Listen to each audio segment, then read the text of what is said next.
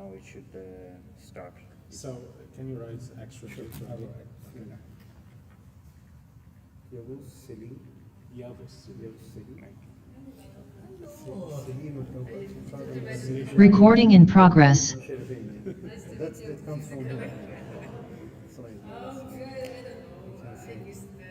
Okay, great. Dosta.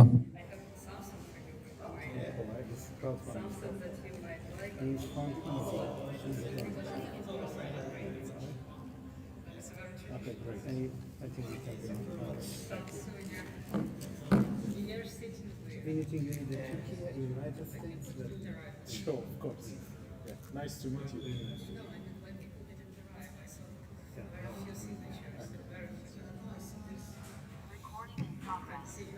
Welcome, how are you? Are you good? Nice to meet you. Okay, it's here like Yes. It's online now. How I can We met in online. I see. Nice to meet We you. met online, nice to yeah. meet in person. yes, I see.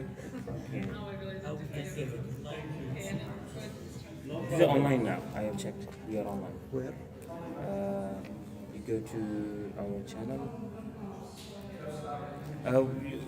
If we open our channel, then we cannot see it because it's like live from there. So if you search our own channel, like for example, I can show you here.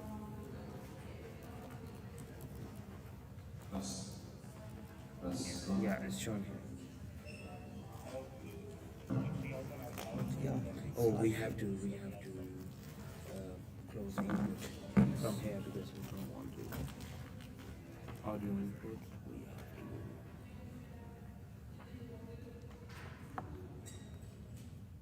We have to desktop audio. I sent to you, Sean.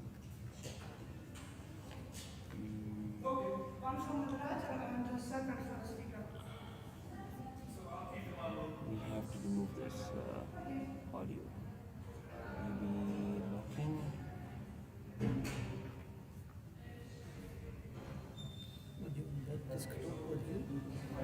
Yeah, because like it's what we are talking is like. Can you speak now? Yes, do you have us? Do you have us?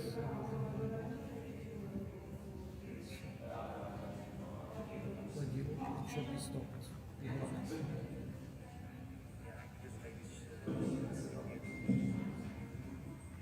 It's still coming. We have to do only. What is the screen? Yeah. Remove audio.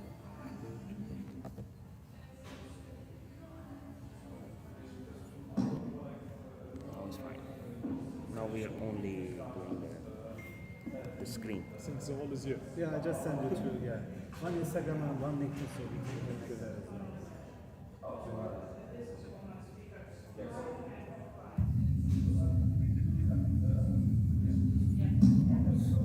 Now it's fine. Now we are only doing the screen. Since all is you. Yeah, I just sent it to you, yeah. One Instagram and one LinkedIn, so we can link to that as well.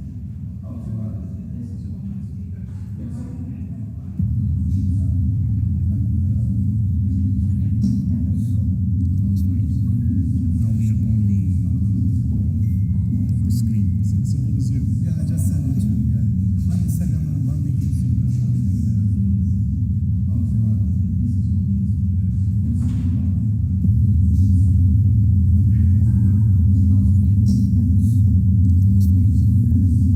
Now we are only the screen. Since all is you. Yeah, I just sent it to you, yeah. One Instagram and one LinkedIn, so we can Hearing like something goes like 10-15 seconds later, so maybe it's now I think it should be fine. It's there. You are active in Instagram. But more active in LinkedIn. I'm an early adopter in LinkedIn as well. Okay.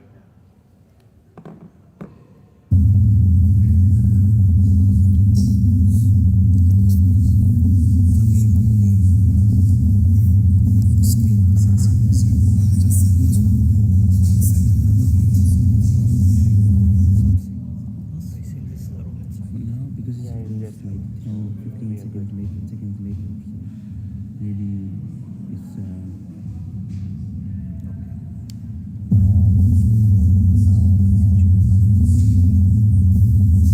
Is there? You are active in Instagram. But more actively, I'm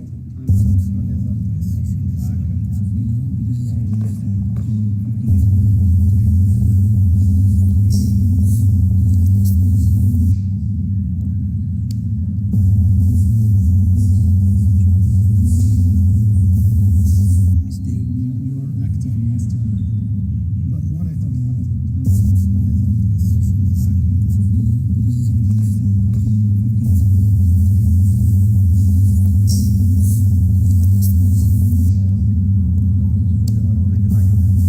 Yeah. Is there? Active in Instagram. Yeah.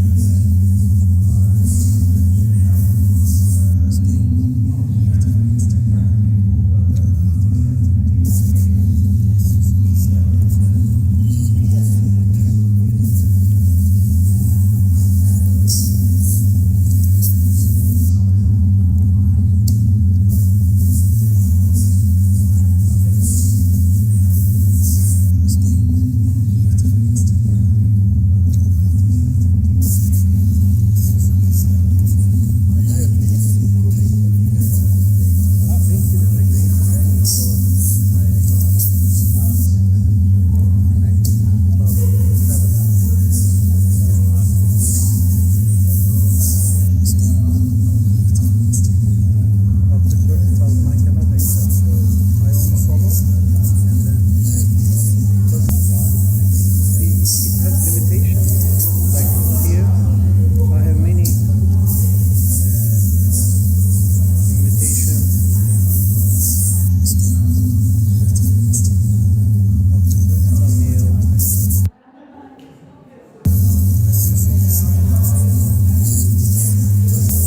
But it has a limitation. So I can only follow and then get followed for some reason.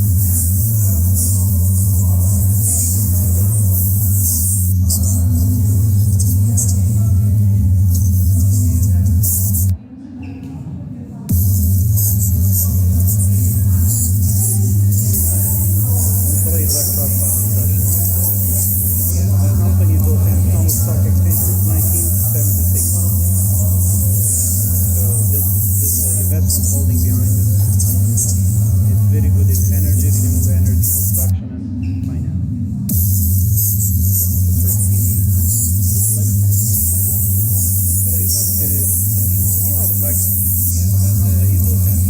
When you invest, but also we have our own investment services. Invest is something behind it. It's a very good in energy, renewable energy construction and finance. Each campaign of crowdfunding, we get certain amounts from the money that we collect. It's a sustainable crowdfunding and it is protected by the government. Like let's say I'm an investor, you are a startup. I put money, let's say $1 million. I put to Turkish Takas Bank.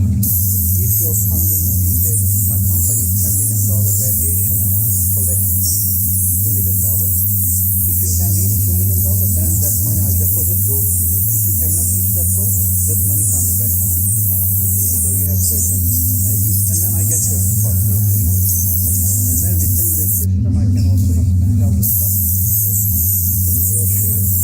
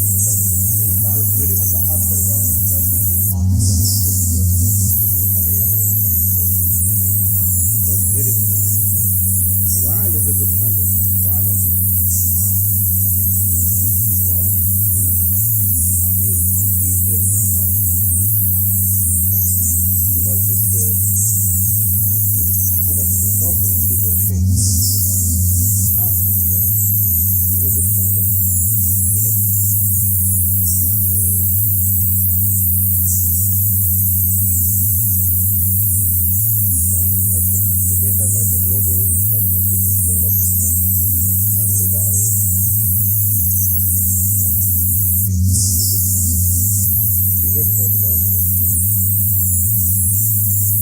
and economic development. So he was an sponsor. We're in touch. He's a good friend of mine over there. He's based in Dubai. Yeah, he's based in Dubai. He's like, you have to come here. You have to come here.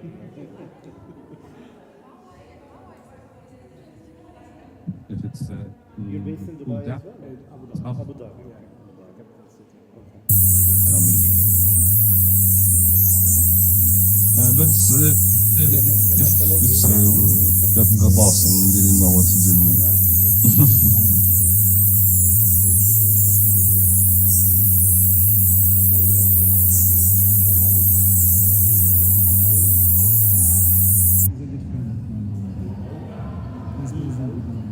Recording in progress.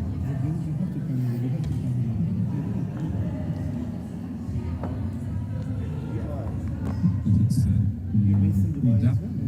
Abu Abu Dhabi.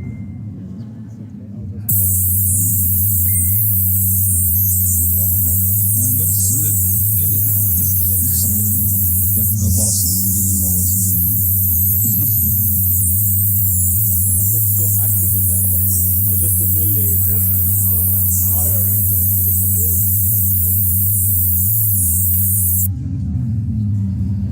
Yeah, it's right. Recording in progress.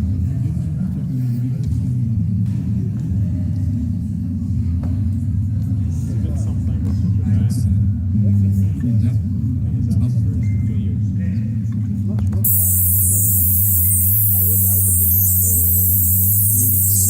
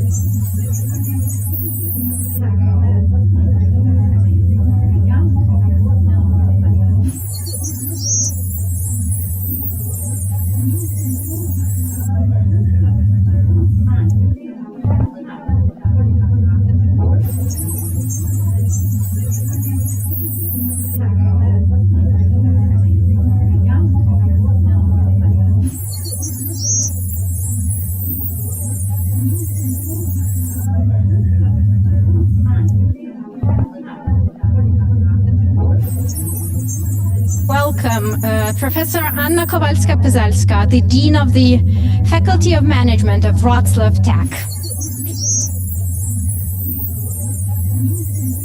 Thank you, Olga. Thank you so much for your lovely introduction. Well, first of all, good morning, everyone. Welcome, Professor Anna Kowalska-Pyzelska, the Dean of the Faculty of Management of Wrocław in person Tech. at Wrocław University of Science and Technology, and those connecting online from Thank you, around Olga. the Thank you globe. so much for your Very lovely- welcome to the CloudEARTHi well, conference first of all, good series. morning, everyone. Welcome, Professor Anna Kowalska-Pyzelska, the colleagues, Dean of the participants joining Faculty us of here Management of in Wrocław person Tech. at Wrocław University It of is Science my and true Technology, pleasure and those to, connecting online from Thank you, around Olga. the Thank you globe. so much for your Very event. welcome Over to the next 3 days, CloudEARTHi first of all, good series. morning, everyone.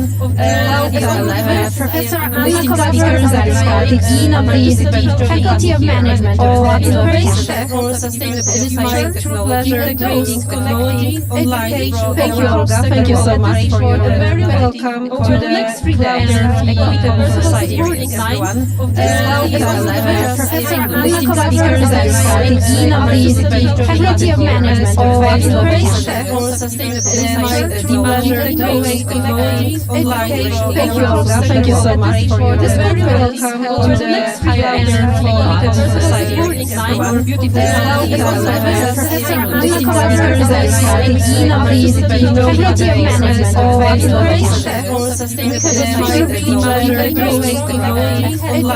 Thank you, Olga. Thank you so much for this. Very welcome to the higher energy society. Our beautiful Professor Anna Kowalska-Pyzelska, the Dean of the Faculty of Management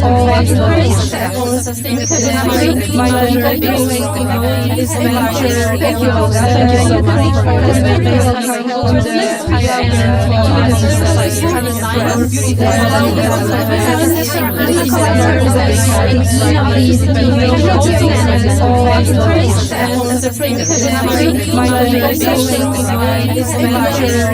Thank you, Olga. Thank you so much for this. Very welcome to the higher energy society.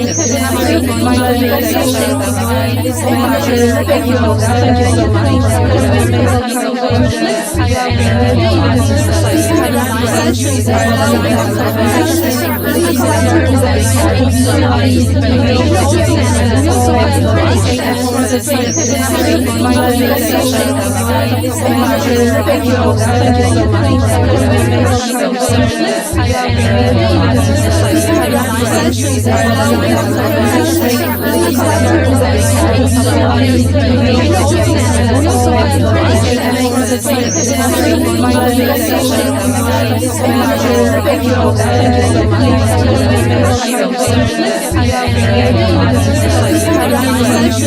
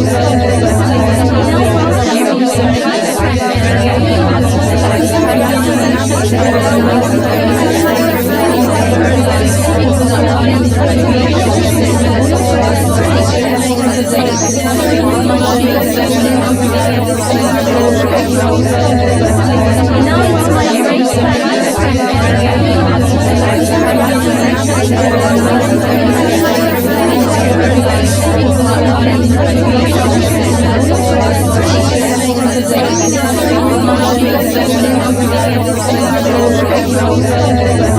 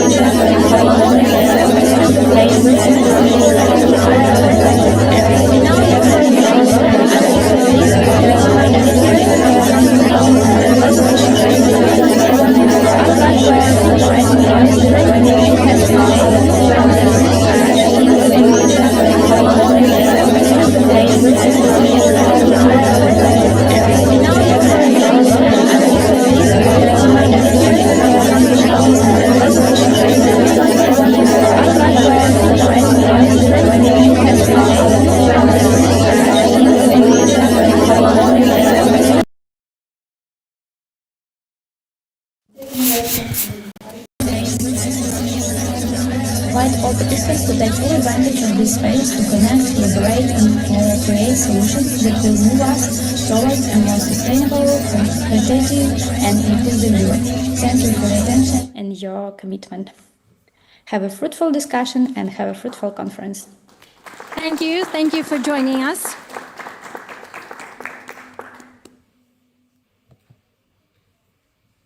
I'm trying to cope with the remote control. Yeah. Wrocław City and the Lower Silesian region are both the official patrons of this year's CloudEARTHi conference. And you will see during the days that very many people representing the innovation ecosystem of both the city and the region will join our discussion and share their progress and share tips and tricks of how they support innovations, how they do innovative and deep tech business, and will really show that there is a lot to learn from them. So please stay with us for all 3 days to get that experience.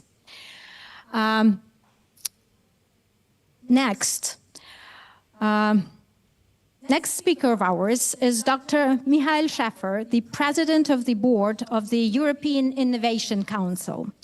Unfortunately, he wasn't able to join us today online. There is some kind of a public holiday in Germany. But he was kind to record his welcome speech to us. So let's play the video now.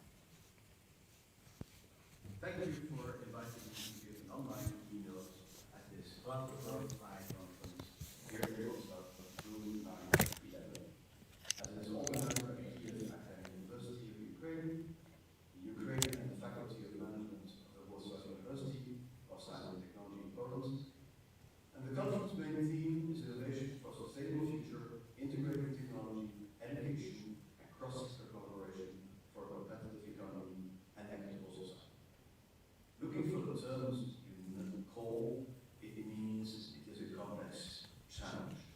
And because indeed it requires synergy between different stakeholders, synergy between different aspects of innovation, and let's say a combination of the different endowments you need to innovate, like first talent, then capital, then connections to industry, connections to markets, and then finally also to understand regulation and to effectively being able to scale up. Sometimes all those conditions are together in regions, in what we often call an ecosystem. So that's the nearness between science and innovation, labs and universities, local VCs, funders, and also local manufacturers and local markets picking up innovation.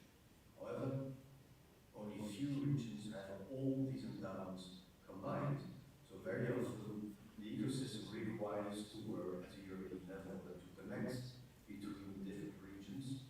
You do that in this conference with at least Wrocław and Ukraine, but often you also need other zones like not so far away Berlin, or let's say München, or Paris. And indeed, as an EIC, we see increasingly, let's say, European-wide networks emerging.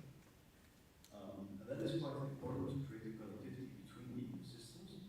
And we do that, for example, by having a network of companies by theme. So we're bringing together by program, for example, quantum semiconductor and photonics, a very strong European cluster, but also, for example, energy related to storage and battery systems is also a very strong European system. So we bring them together around the theme. What is also important is to bring together all the investors. So as an EIC, we have relationships with all the national promotional banks, with the regional promotional banks, because they are often bringing companies to us. So companies have gone through national and regional funding before, and having done that successfully, they apply for the EIC, for example, for the accelerator tool. What is also important, and we have done that in the so-called trusted investor network, is to bring together all the private venture capitalists that regularly invest into the EIC portfolio companies. And that's also a way to create thematic or regional financial ecosystems and to speed up the access of innovators to markets. Then, of course, especially with the theme like Industry 5.0, it is only really possible to build it up when startups have connections with industries, for example, to develop and test manufacturing, but also later on to roll out manufacturing, because you cannot live out of tests and proof of concept. Ultimately, you have to roll out. So it's important to connect to the big industrial firms. And we do that, for example, with the EIC with the so-called corporate days. It means that we connect selected startups to large corporations like Thales, Engie, the Spanish building conglomerates. We have done also with fermentation techniques in the food industry. So we bring them together in order to obtain contracts or working together. And in the same vein of enabling marketing, we also bring together public procurement and startups, because often for some technologies, the market is public authorities, infrastructure, water processing, also digital, high power, computer, for example. So that's also important. We are not yet there.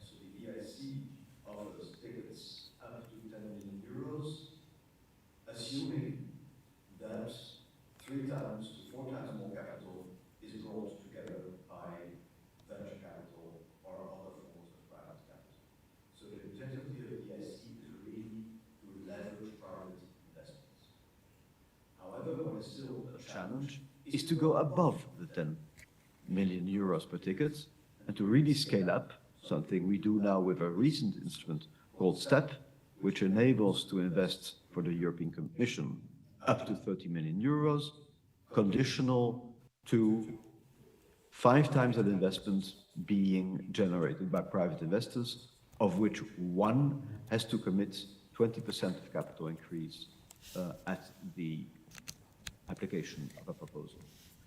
And after STEP, we still have a challenge, because the big difference now between Europe and the US and Europe and China is that they have far more potential, either by market mechanisms or through the role of the state, of generating large amounts of capital, sometimes combined with large public procurement. So the European Commission, the European Commissioner, Zacharieva, announced some weeks ago the launch of a startup and scale-up strategy, and finding, let's say, or mobilizing bigger funds is an important challenge. And what is also an important challenge is to have a much more synergistic and combined look at regulation, industrial policies, and to see how regulation can boost and promote startups to scale up, but also to take away those that hinder. And one very generic proposal is to come in Europe to one company status, the so-called 28 regime, that basically a company registering in any country of the EU can adopt a single legal framework to establish a company, and that should ease access also to capital. So that's one important thing. And the other thing is also generic, is to sweep through all the single market regulations to boost indeed that single market by simplifying the regulatory context, but keeping still a commitment to decarbonization of the economy, digitalizing the economy, and of course, assuring a high quality of life in Europe. Just as you are having a conference also with Ukraine, we do not forget countries outside the EU, because a large number of countries outside the EU are also eligible for EIC funding. And we do a lot with some countries to boost that. And for Ukraine, for example, we have a program called Seeds of Bravery, which is a set of smaller grants, basically to prepare for accelerator applications. And also companies in Ukraine are eligible for the accelerator and all the other instruments of the EIC. So I hope to have shared with you the main components of our strategy and our instruments. Please connect to me through LinkedIn if you want to engage in dialogues or see what I do. I wish you a very good conference here in Wrocław, and I hope to see you soon again. I hope after the summer in Lviv in Ukraine. I wish you a good day. Thank you.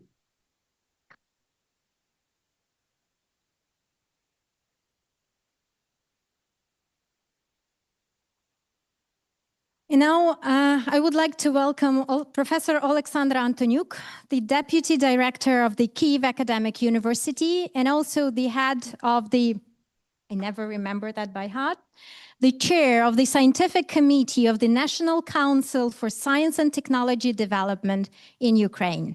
Professor Antoniuk. Thank you, Olga. Thank you, colleagues. Thank you for inviting us, our team, to Wrocław. I know that Wrocław already had contacts with Ukraine and a lot of different projects. This will be one more project maybe, but maybe it will be a unique one, and I hope that. And you see, we in Ukraine, we are struggling for our freedom and for the European values. And to be strong, we need to be not only strong with our weapons, but also with our economy. But the modern economy is impossible without innovations. That's why you know how many new ideas and innovation are already implemented in Ukraine, dual use and not only. And I hope that this project will help us to solve the common problems. Since it is a unique problem, how to make the deep startup from physics, mathematics, I don't know, biology, to be on the market. It is very difficult for scientists to switch their mind and become entrepreneurs, but should we make them entrepreneurs? maybe we should think in some another way. Maybe we should help them to implement their ideas with some kind of instruments. And in this context, the management as a science should help us, and that's why I'm very happy that our partner is the Wrocław Polytechnical Department of Management, as I understand. So I consider it's a very broad field of our potential cooperation, and it seems to me this on-place event will be a starting point or maybe continuing point for that. And I'm waiting with impatience the conference and the panel discussion and talks. And I wish you all the success. And let's fight for our better future, for our better European future. Thank you.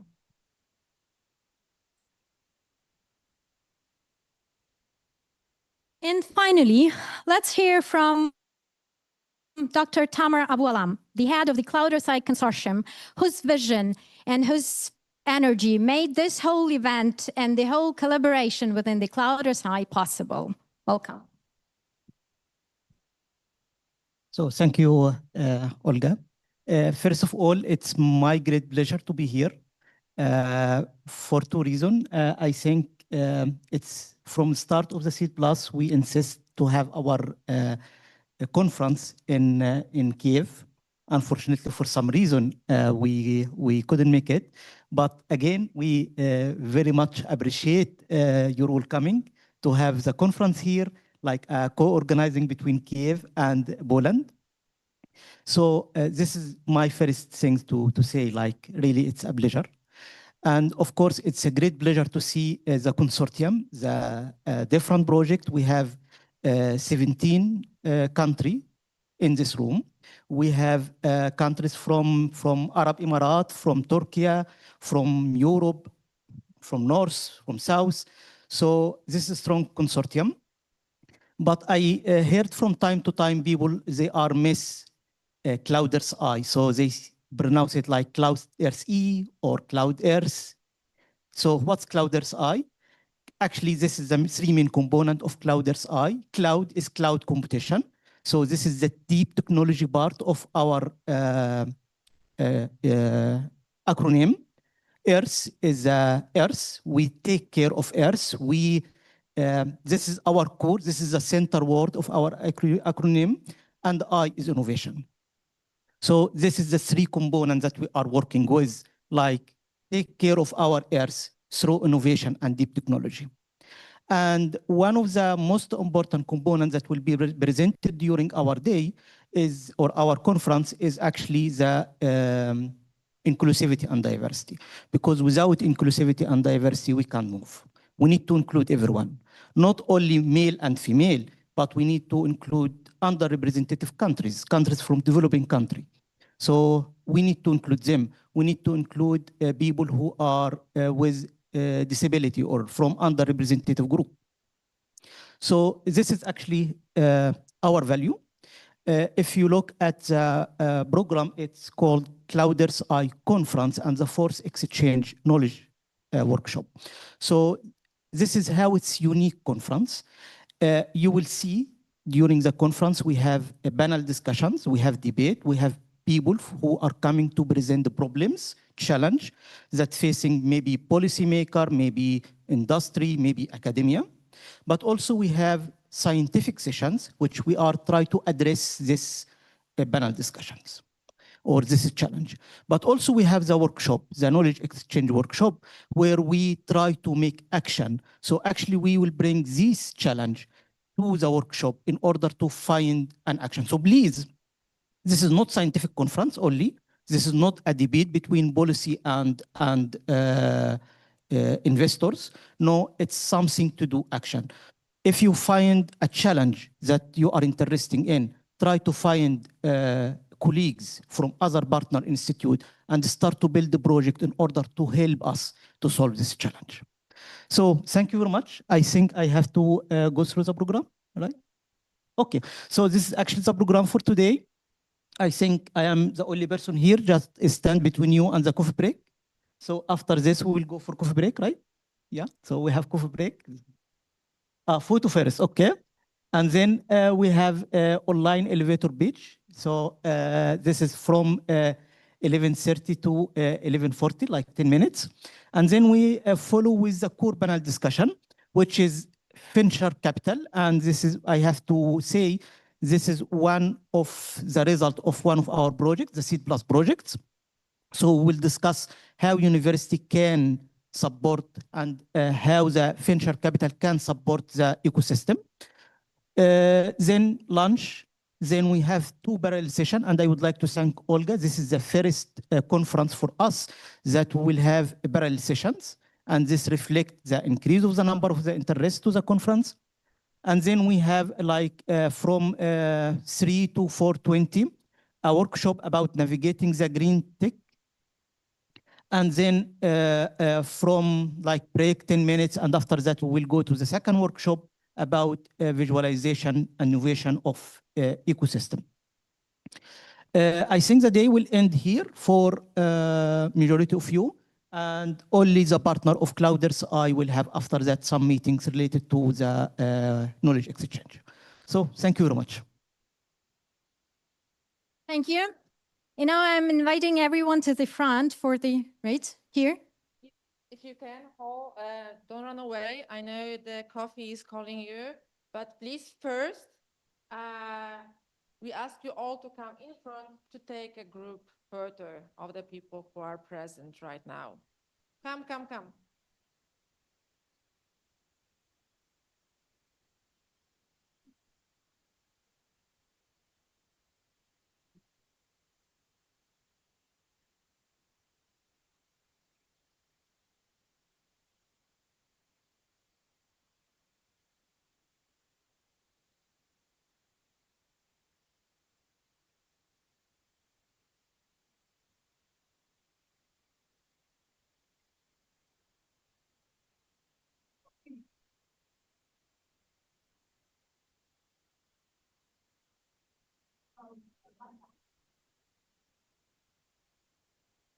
Hey, people, let's squeeze.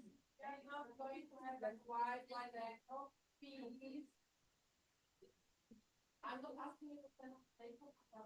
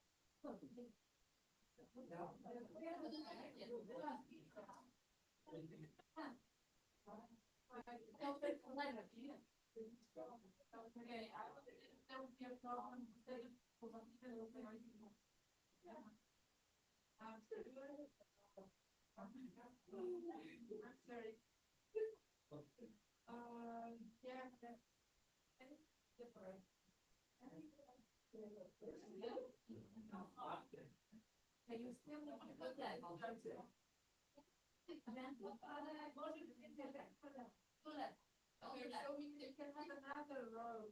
It's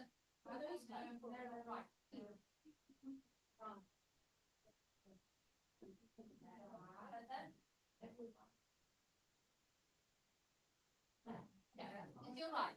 It's your life. Oh, but let's go on.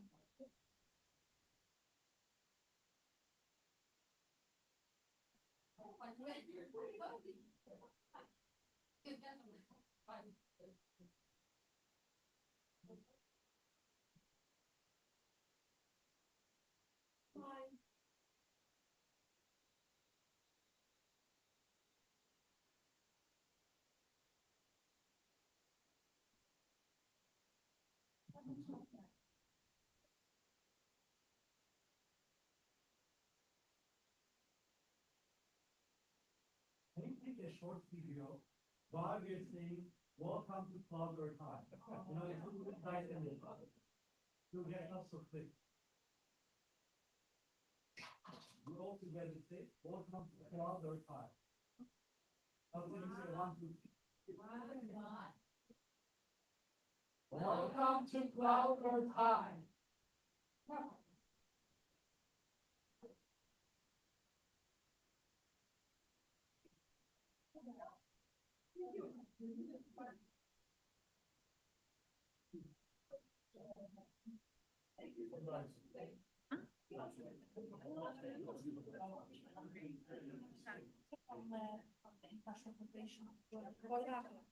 University of Alicante. Sorry for many things. Right? Thank you so much.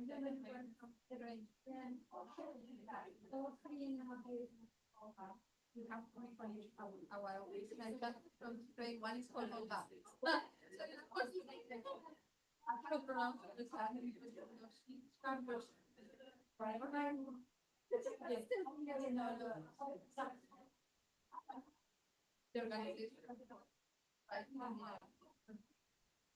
I don't take your time because I know it's busy. Thank you.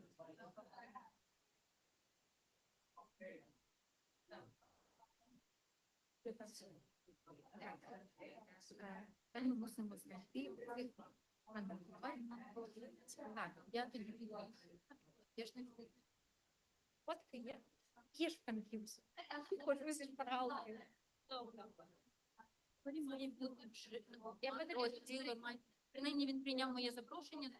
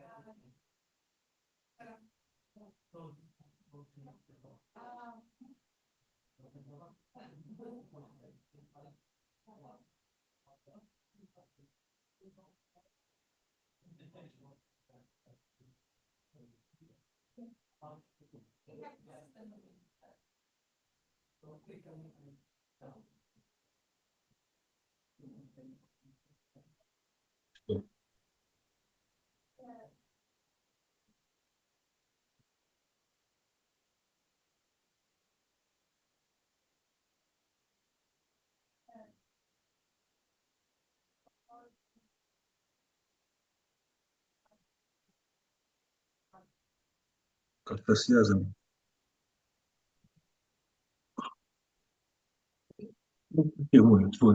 Выключи.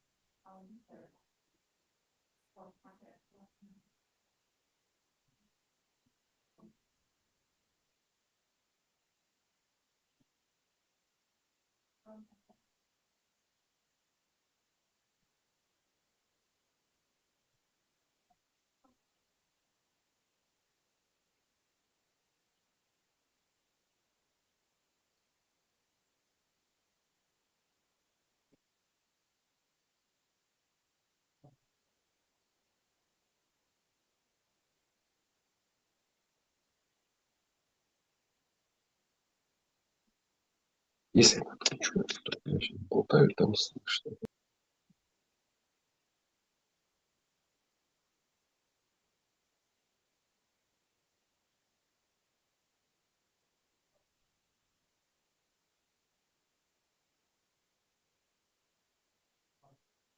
Наверное, по-китайски не понимаю. А, вот, видишь. Там еще никого нет. Понимаете, они ничего не собрались. Давайте еще пока Я пока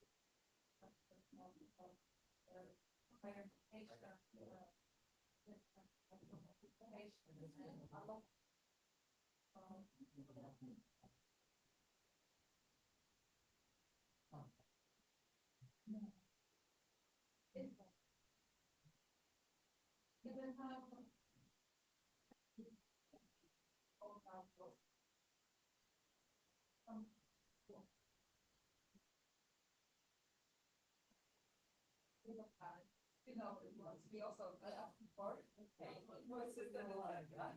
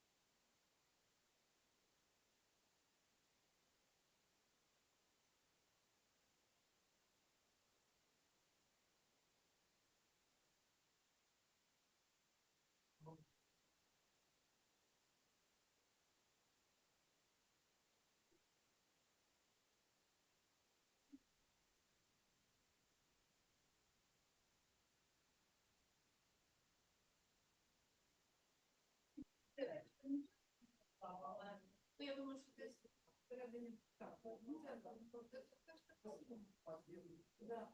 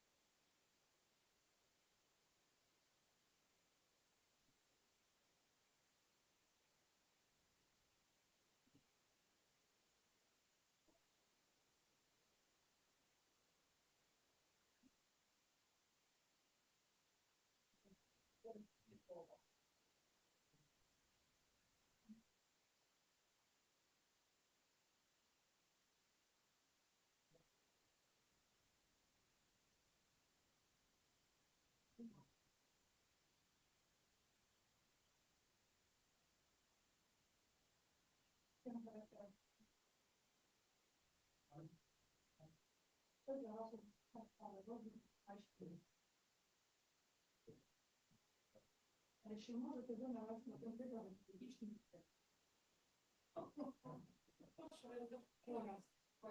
чи вам найбільше подобається конференції чи проєкту?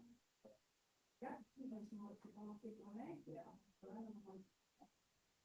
як це ваша тема? Як інновації ви можете допомогти? Ні, можете 4.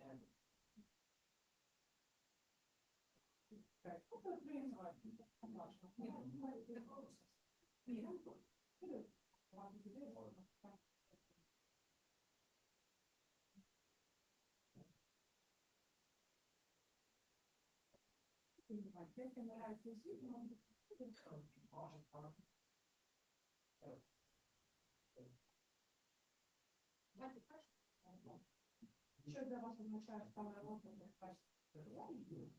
Як ситуація?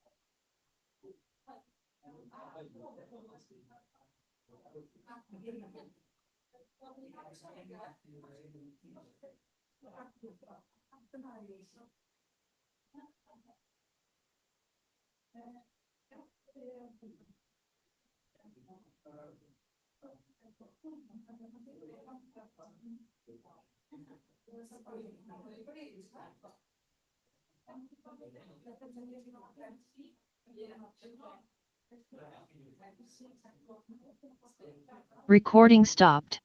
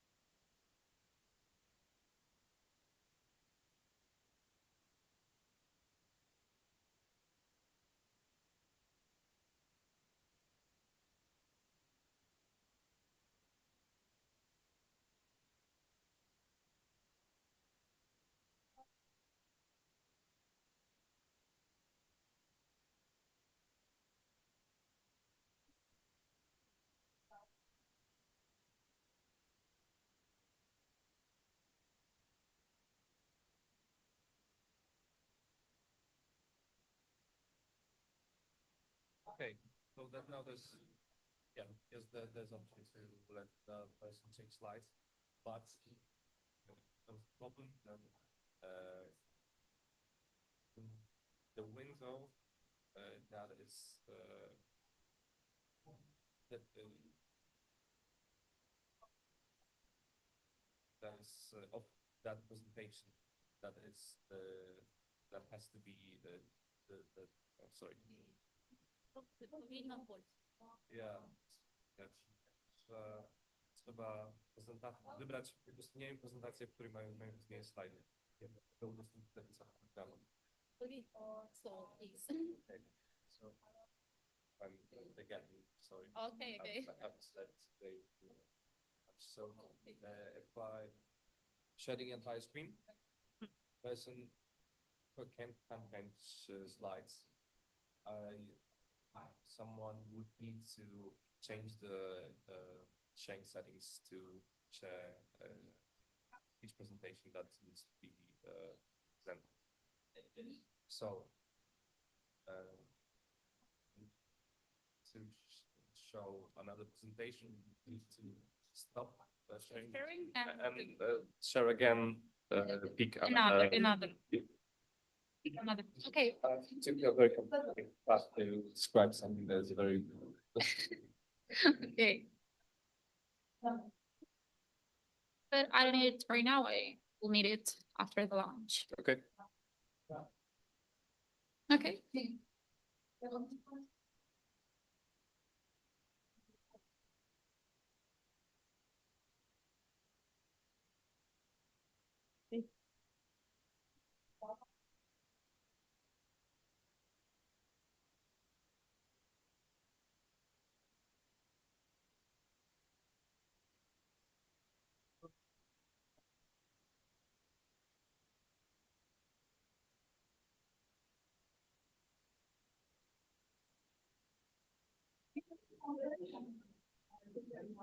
So all the birds have all on the front. Choose some. Okay. Yeah.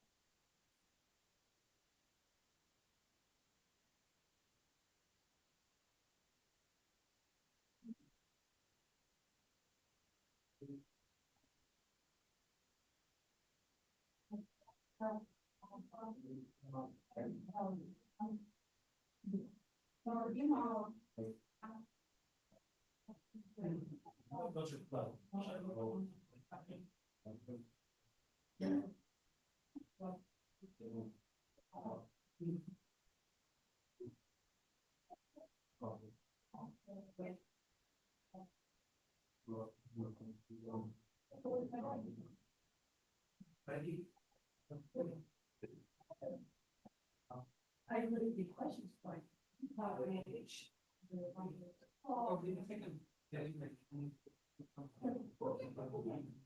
Which goes, let's introduce themselves. My name is Anton and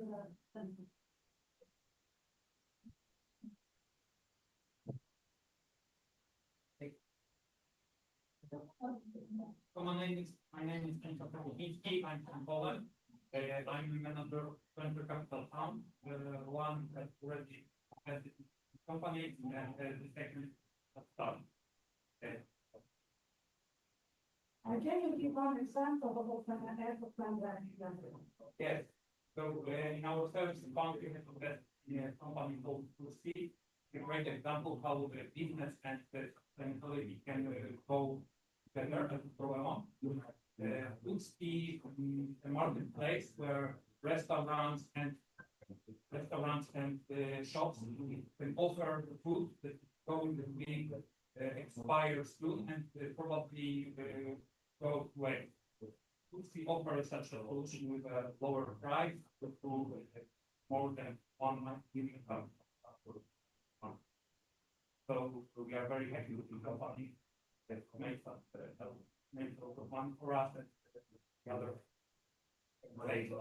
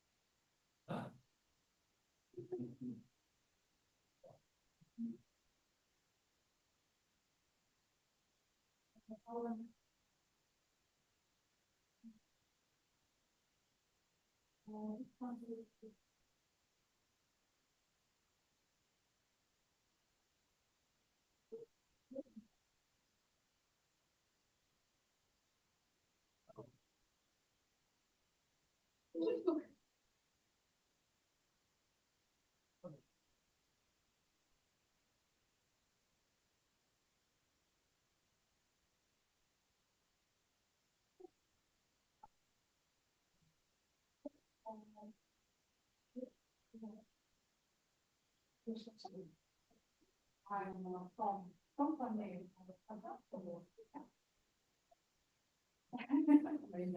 And then I do ask this question. Okay.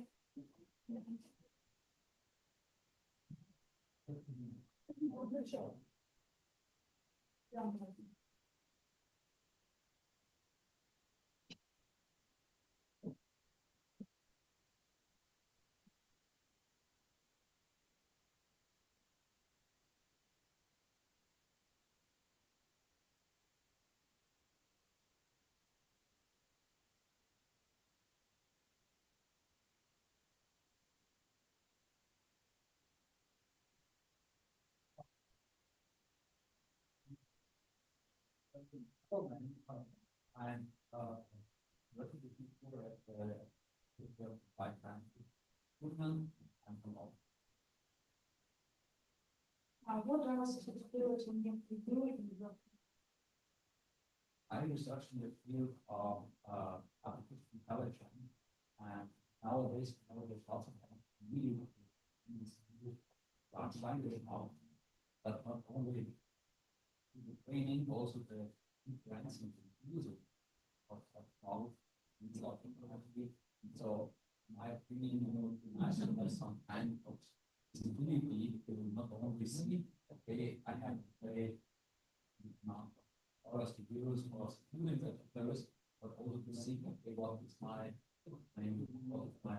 how long I'm using. So, this would be a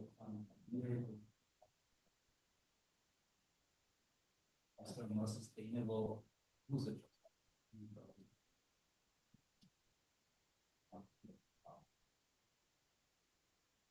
I think the one example for yeah.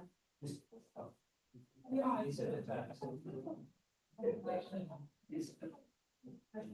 Okay. It was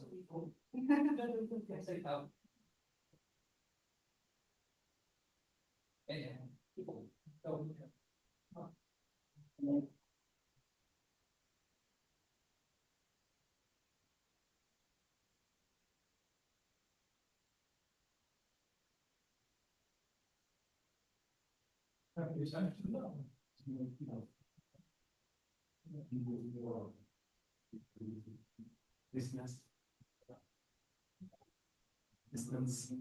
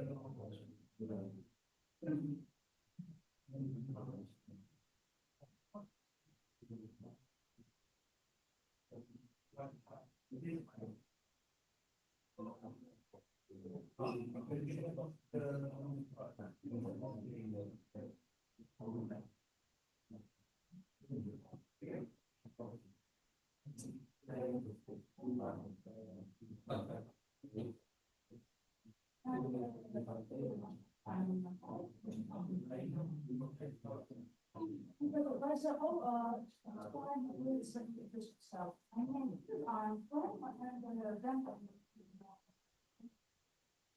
When you are well, when you are in work, yes, I see something that will come.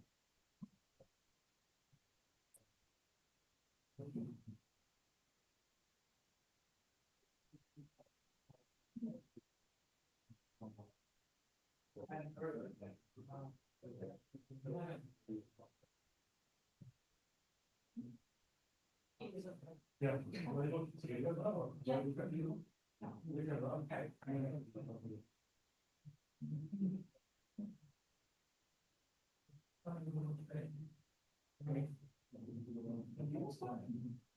So when I still over that, or so, but I'm working on stuff, the university stuff, they're working on stuff.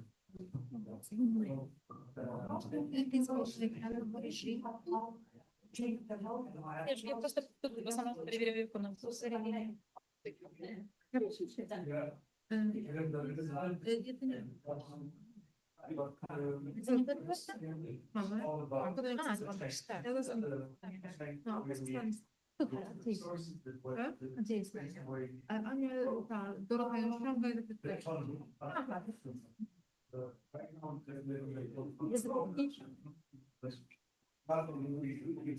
Sources. So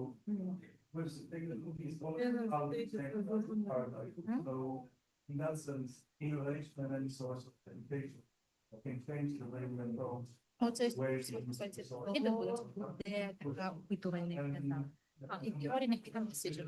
Може висити, може весь час висити, не переключати. Він так, ну там всі можна весь час бути.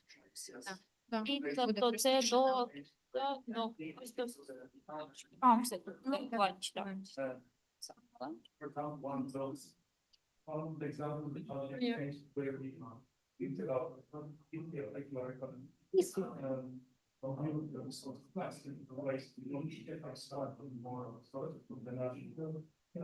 world, but we just keep the material resources that we already expect in the local. And that completely different mindset. But in order to do that, everything is amazing. Very good innovation that is, so for example, on the one of the building blocks of change. Like the other one is building blocks.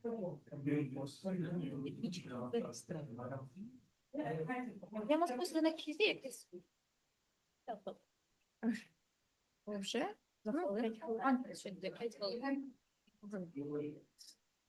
Всі волшебні.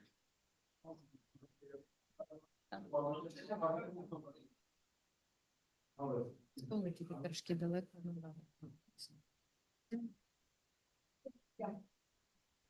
For now, yes. Сюди. Інші, мабуть, вже буде після. Да, бо ми вже не встигаємо. Все, так, цього Петра. Ага. Так, ціна треба буде словити десь тут. Це ще й завтра. Тому там їх справді два, але Тому що Марчин, да? Хорошо. Багато хто в нас скільки? Три людини відмовилися. Дві дівчатки Ага. Євгенія оця, так? Їй просто дві. Ага. Що ж вона погоджується?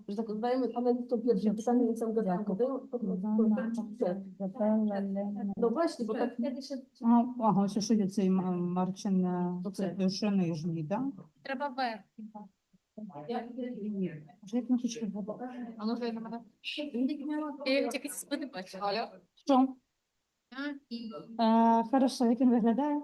Хоча б як на який піджак, колір волосся високий. Трошки і не дуже високий. Пояснення Боже. Темний, Вже інтересно, світлий. нічого. Я його зі спини тільки бачила. Ну, хоча б там темний, світлий, волосся є, лисий. Волосся є. А колір обличчя, розмір Світлий. Світлий. Точно не взяла. Так, у тебе все виходить, так? Ні. Все добре? When is Можеш- lunch break? Все, коротше, я вас лишаю, я пішла. Я тебе, Олівчик, тебе заберу, бо у мене є точилочка. Це ж этот бурштин, я знаю. Ні, це сама робила з говна і плава. Ну, є Бурштин купила за 500 гривень у сусід. Ні, мені було чисто галочка ставить, щоб так було не взяли. Лектор. Коли ми з тобою ходили, була.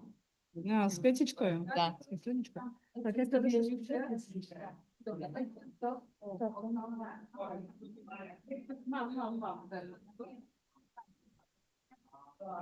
Це не бережно?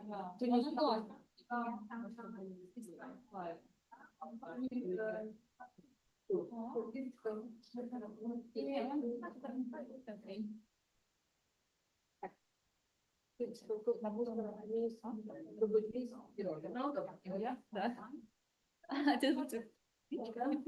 Ні, просто там. І тобто я знаю, як ну, ти можеш хочеться це ж не що на коли заходить, ну, звісно, не бачиш, значить, я говорю, що я такі не знаю. Там я розповідаю,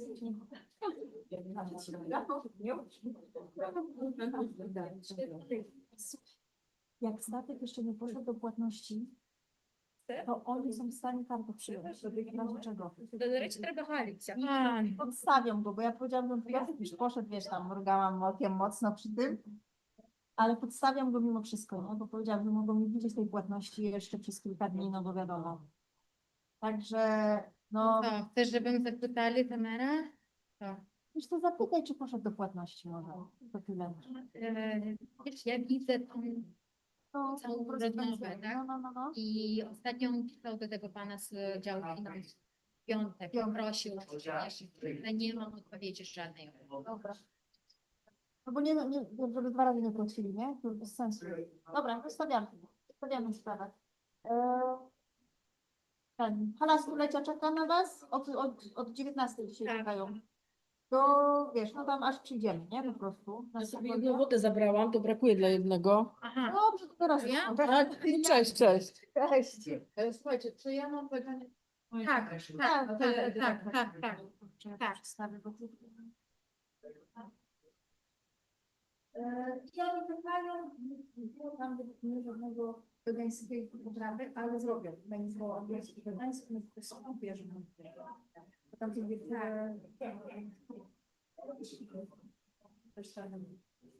pytają, bardzo miła pani, które no tam Mamy ten cały. No, bardzo tak, będziemy musieli działać.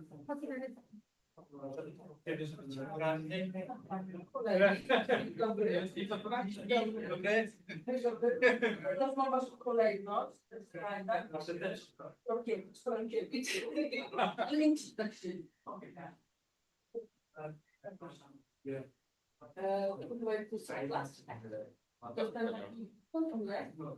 Dla moich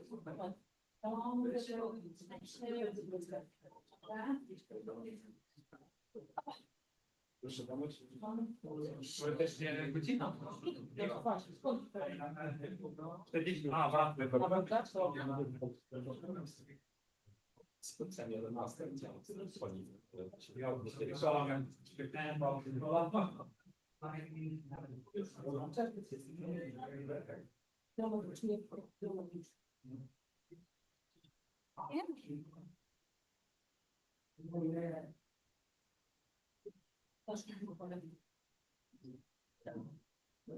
Sorry, mamy na... Перевіряю зараз. Можемо добре. Зараз. Є. Певний червоний. Ага, ролі там. Там все. Я його поставлю.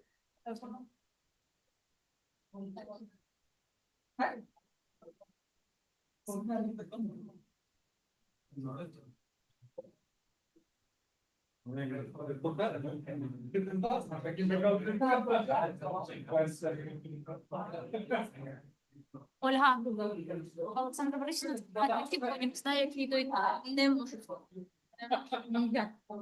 Я можу пост, можете перевірити.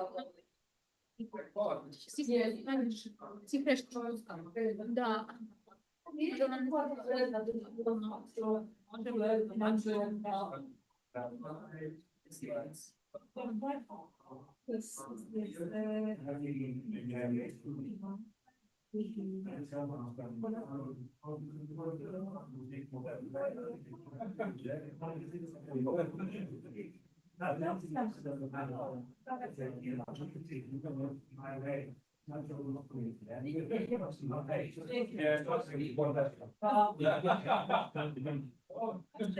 Ці кришки. Да, я вже немає наче чекати.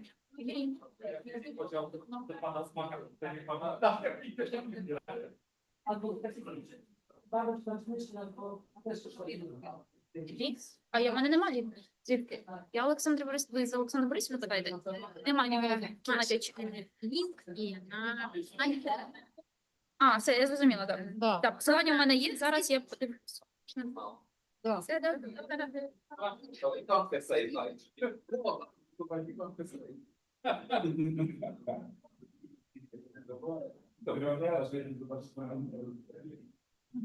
Я дам мікрофон, так? A? Nie, możemy już, no tak, będziemy. Dobra, to... All right, people.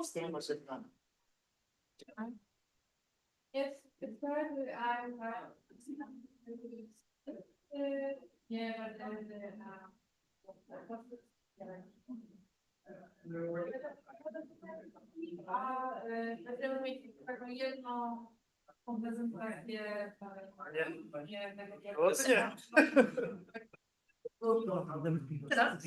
Tak. Przed panem. Też? Mam poczucie na pewno, że Так, йому треба махати відео, але можете його нагадати. Добре.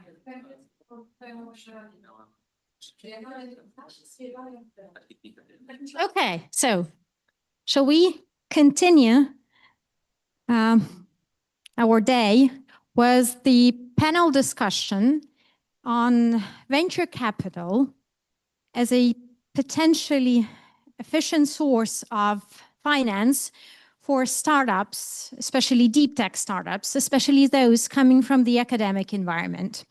This panel discussion is brought to us by the Seed Plus project, which is funded by the Horizon Europe program. And Seed Plus aims to boost youth entrepreneurship through education, support services, and ecosystem development. The project enhances students' entrepreneurial skills, empowers university to nurture innovators, and strengthens local innovation ecosystems.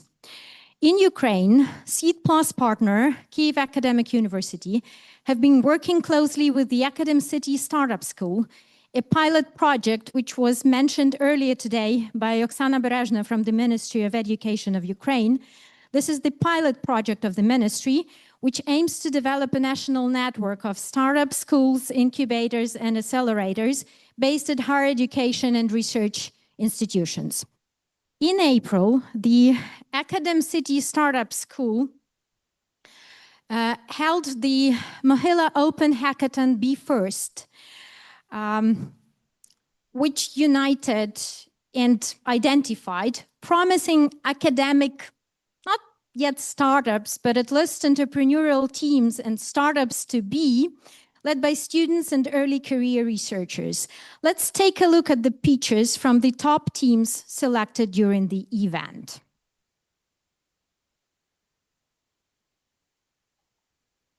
Exaggeration, a little story. In a world overwhelmed by screens and scrolling, we forget how to really talk. 80% of young people say they want more face-to-face time with friends. That's why we created Lawyers, a strategic card game that challenges you to convince others with your best fake stories. My first kiss was in a forest. It's false. It doesn't just entertainment, it builds creativity, persuasion, and critical thinking. It's more than a game. It's an experience that brings people together. We tested it, people love it, and now we are ready to scale our product from 100 games to a global audience. Брехуни, liars, because lies usually brings us closer to the truth.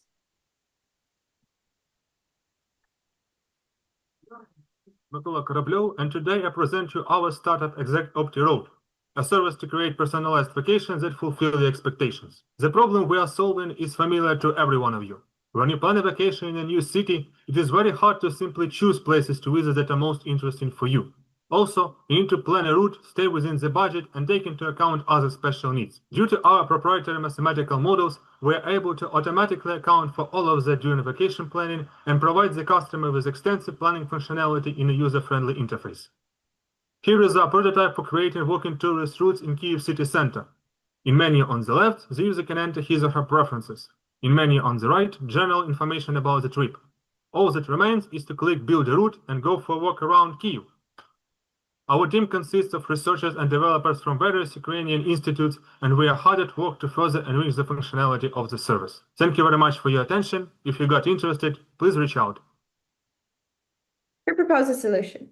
Our text is an app for working out where our own artificial intelligence can control the performance of each exercise. So you can train wherever you are, whenever you want, whenever you can. Our business model is very simple. We have a free version where you get a limited numbers of tries and sets, as well as different levels of subscriptions, where you can get up to an unlimited numbers of tries and sets, no advertisement, and of course, a vital functionality. We already have a functional artificial intelligence, and as of right now, we're actively working on testing our app for iOS users. And by the end of 2025, we plan to release our app for both iOS and Android users. My name is Bogdan, and I represent AI Rest, a team of young scientists from Ukraine.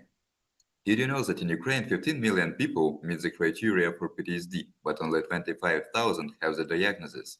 This leads to huge economic losses measured in billions and human suffering.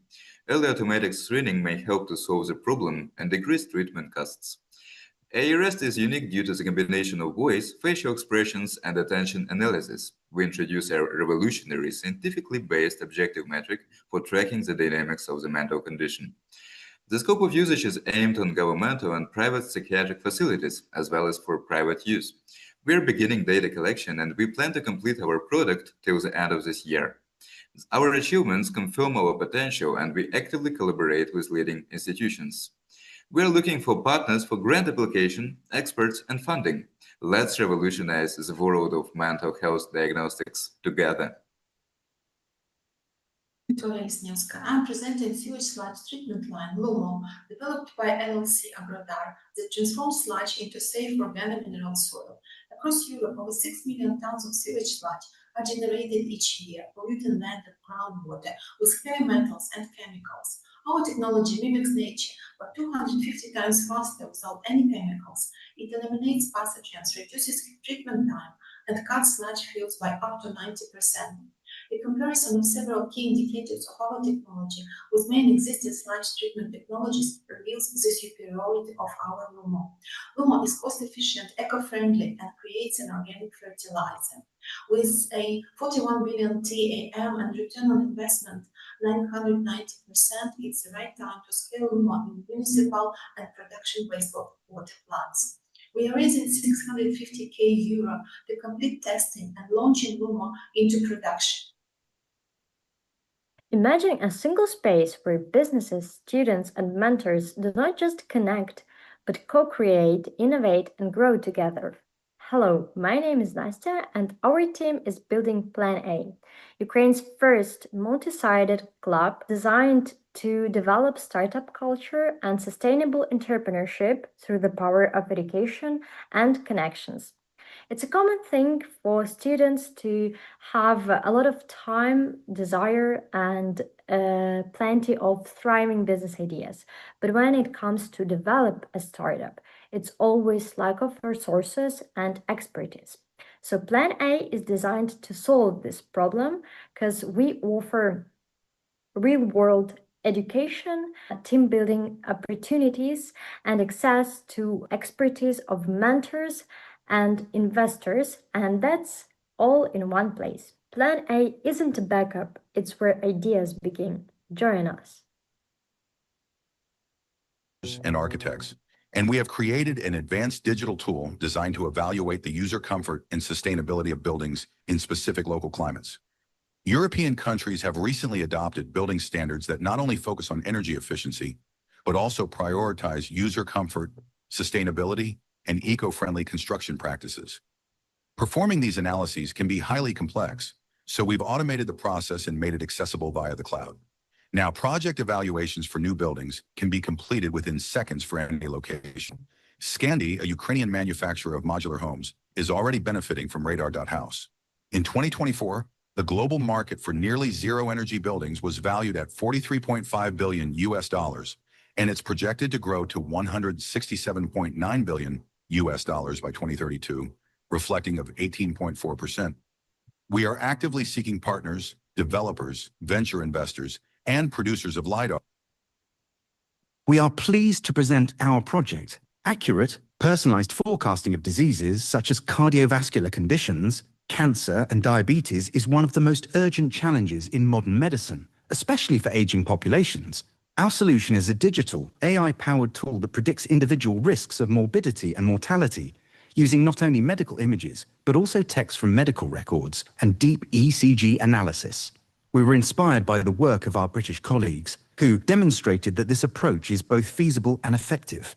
Our key advantage lies in the tool's high accuracy and individualized forecasts, enabled by advanced AI methods. We envision clients beyond just hospitals and insurers, including research institutions, clinics, and health platforms. Revenue will come not only from product sales, but also from consulting and data-driven services. We've already achieved promising results at one of Kyiv's leading hospitals. The market potential in Europe is substantial. We are currently seeking investment and strategic partners to help drive our EU expansion. Thank you for attention.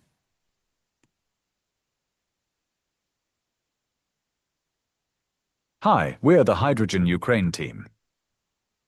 We've built an innovative platform that certifies green hydrogen using IoT, digital twins, and blockchain. The hydrogen market in Europe is just starting to grow. At this stage, trust and transparency are critical. Our solution enables real-time, automated tracking of hydrogen origin, how it was produced, and what energy was used, with all data securely recorded on blockchain to prevent tampering or greenwashing. Unlike centralized systems, our platform is fully decentralized, integrates directly with physical infrastructure via IoT, and delivers full transparency across the value chain. Hydrogen is expected to account for up to 14% of the EU's energy mix by 2050. The EU plans to produce and import 20 million tons of renewable hydrogen by 2030, backed by over 400 billion euros in anticipated investments. The market is just taking shape, and we already have a functional, scalable certification solution.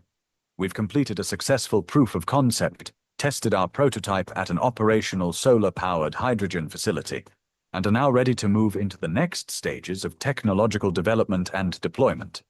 We're seeking partners to scale this solution and jointly define the future standard for hydrogen certification in Europe. Hydrogen meets innovation. IoT, blockchain, H2U.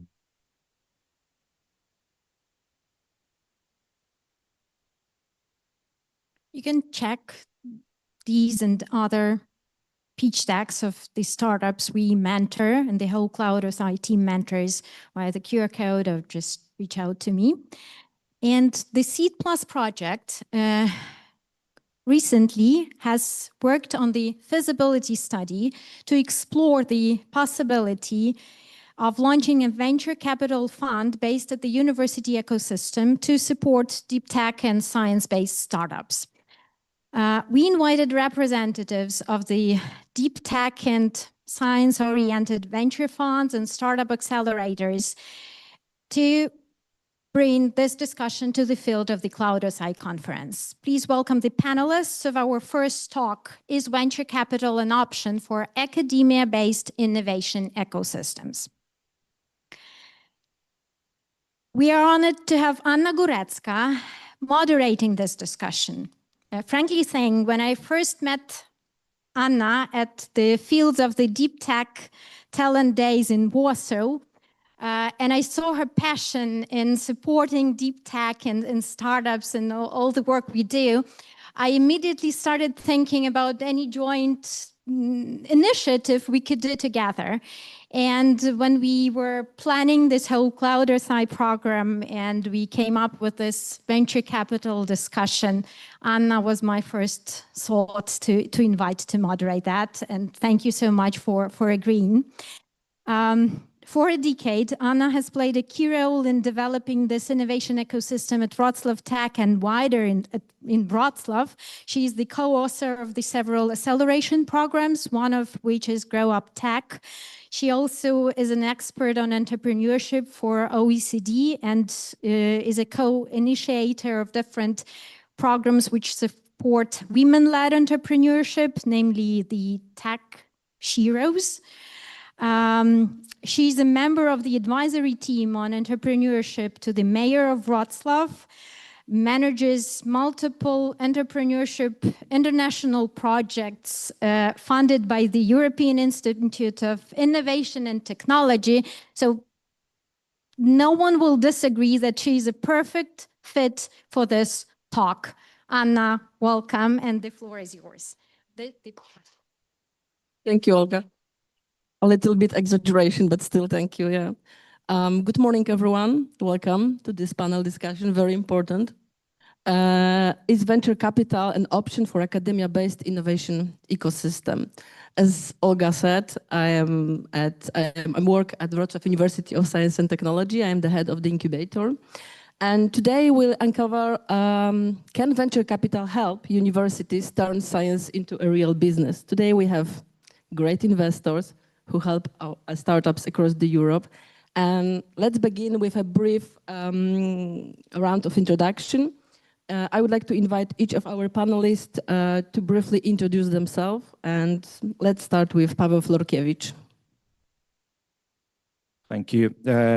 So my name is Paweł Florkiewicz. I represent WP2 or WP2 Investments. We are a founders-backed family office investing as a venture capital, as a venture builder. So basically we invest within the three verticals, which is fintech, digital and impact, which I used to call like an opportunistic approach to the investments which we see at the market, and green energy. So yeah, personally I'm responsible at the fund for building the biomethane platform with a dedicated investment fund.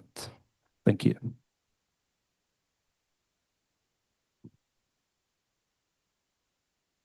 Hi, my name is Maciej Frankowicz. I'm a partner at Hard to Beat, which is a new, fresh venture capital fund from Wrocław. We invest in early stage deep tech companies, mainly in the fields of developer tools, cybersecurity, medical devices, artificial intelligence, etc. So when I say we're a fresh fund, I mean that last month we have announced our first 3 investments. However, I've been doing that. I mean, I am a venture capitalist for over 10 years already, with over 40 pre-seed and seed deals made in the past. So hopefully that perspective will come up also during the panel. Hello, my name is Krzysztof Górka. I'm the CEO of 2 funds actually, of total capitalization of 100 million Polish zloty. The first one was the first venture capital fund owned by the Voivodeship of Lower Silesia. And we proved the thesis that if you operate on a regional level, it can work as a fund. So the second fund is actually a fund that is dedicated to much larger geography. It's like the region of the southwest Poland. And we're gonna invest in the next 4 years, those 75 million, mostly in the seed and late seed companies. Hi, my name is Wojtek Ratymirski. I'm a partner in Radix Ventures. Radix Ventures is a Central European deep tech fund. We currently have over 40 million euro to invest in deep tech startup in Central and Eastern Europe. We focus on the late seed stage or pre-seed, pre-A stage, pre-series A. We invest in verticals like energy transition, transport, new materials, cybersecurity, AI. I'm managing two venture capital funds. First has already invested all the capital in 15 companies. The second, just starting to invest with the capitalization of 20 million euros. We are focusing on digital technologies, mainly vertical AI is our main thesis. I think if I saw correctly, I was next on there. So hey everyone, and sorry I can't be there in person today. My name is Rory Taylor. I'm project and grants manager at GeForce. GeForce is a climate tech focused venture capital fund. We're actively working across Europe to support sort of primarily deep tech research focused startups at the pre-seed and seed stage. And the whole ecosystem of supporting academia and deep tech startups is at the core of what we do, both through our own venture ecosystem and also we're very active in EU-funded projects, which is so we've been supporting the CloudEARTHi initiative with numerous activities, including the white paper that Olga recently mentioned. So looking forward to sharing our insights today. Oh, thank you, Rory. Thank you, all our investors, for the introduction. And now let's hear from our audience. Olga. Please raise your hand if you are a researcher, student, alumni, or some from university who ever thought about creating a startups from your research. Do we have? Okay. Now please scan the QR code on the screen and one simple question. What stopped you? What is, was it lack of funding, knowledge, support, VC invest, or something else?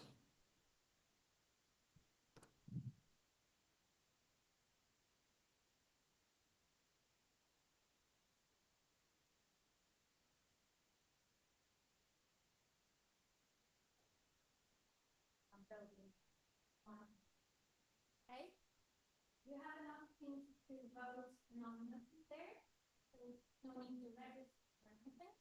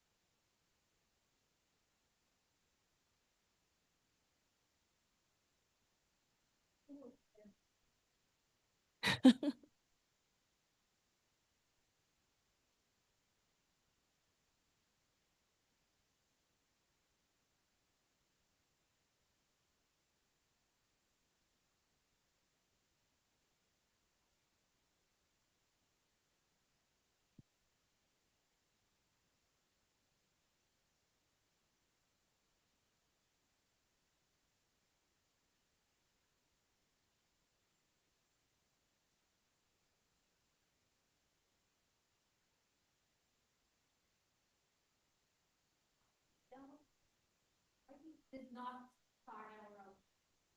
Prevented us from building our own. Disregard timely question. My mistake. Just unfolded line. Sorry. I have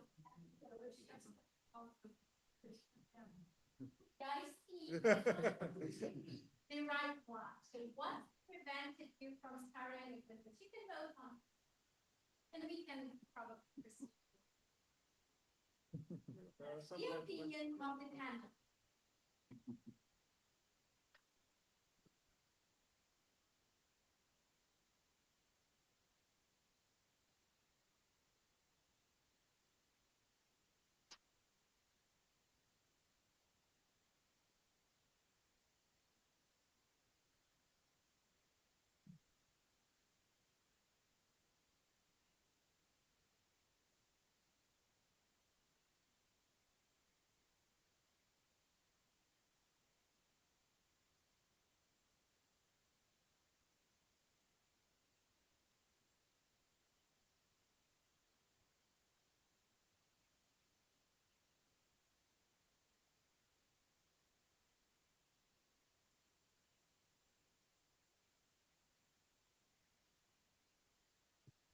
Okay, as we see, it looks like there's no single problem. It's a mix of, yeah, that confirms how complex this journey is and why we need strong ecosystem and not just individual effort. Okay, now I think that we can start with a big question for our panelists. What does the path from academic research to startup look like? And what are the main problems? Funding, IP, market fit? Maybe Maciej, could you start?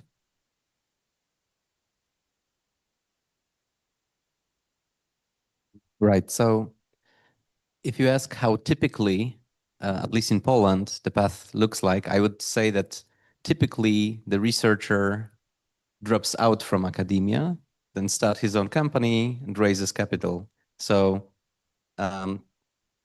not very, so the path is not very beneficial to the academia, I must say. So of course we're going to discuss later on if there is what can be changed. But I feel like, at least in our experience, when we invest in deep tech companies, we usually have at least one PhD in the company.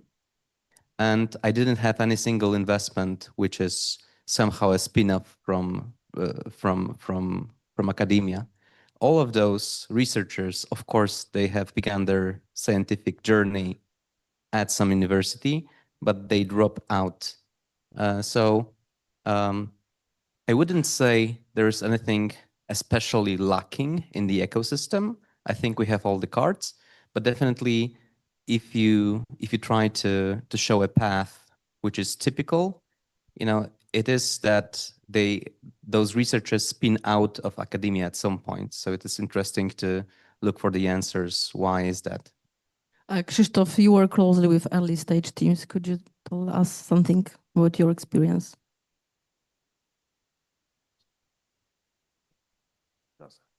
But this one work, right? Yeah. So obviously we are seeing many cases of people who are starting their business, and I would say that I obviously agree with Maciej, but what I think is interesting that there are many students that have this entrepreneurial spirit and willingness to start a business early on. So I would say that apart from researchers who are switching to doing business, most of the cases that I saw that were successful, I mean, young people, students aged 20-something, were mostly in industries or sectors or verticals that were being created. So my point is, it's much easier for young people without business knowledge and experience to start a business in an industry that is establishing itself rather than trying to compete with established players. And I would say that there are three recipes for a success in business. Obviously, these are not the only ones, but the most successes we saw were three examples. First, a young person who's starting the business in an industry that is being created right now, at the moment that this person is starting the business. The second one was a manager with experience from the previous business that is aged like 30-something, 40-something, that knows exactly what's going on in the industry and is able to improve the product or gain some competitive advantage over the competitors. And it's based on the knowledge of the industry. And the third one was the deep tech approach that was coming from the expertise of the researcher. So obviously there are many failures, but to give you an idea, and I'm mentioning that because I think that we are at the university, at the technical university, and one of the biggest failure rates that we saw were young people who didn't know the industry that was very competitive, and they were trying to break the path to the industry, and it was too hard for them. Thank you, Krzysztof. Staszek, where do they typically get stuck, in your opinion? Yeah, get stuck, yeah. Okay, so yeah, it's answer to your question, but also it adds one brick to what already have been said. That, in my opinion, teams are very important. Previously, there was a model of biz guy and tech guy. Currently, we have 3H model, the most established. So we need a hacker, hustler, and a hipster. And you get this tech guy and this hacker from university, from academia. But probably not many people are these guys, hustlers, hipsters, you name them, in academia. So the most important thing at the beginning is to create right team, to find right people, because I don't know how you, but we don't like to invest in solo founders, even if it were the most experienced, the best scientists in some area. So first step for me is creating a team. Okay, creating a team. Are the barriers different in Central and Eastern Europe compared to Western Europe? What do you think, Rory?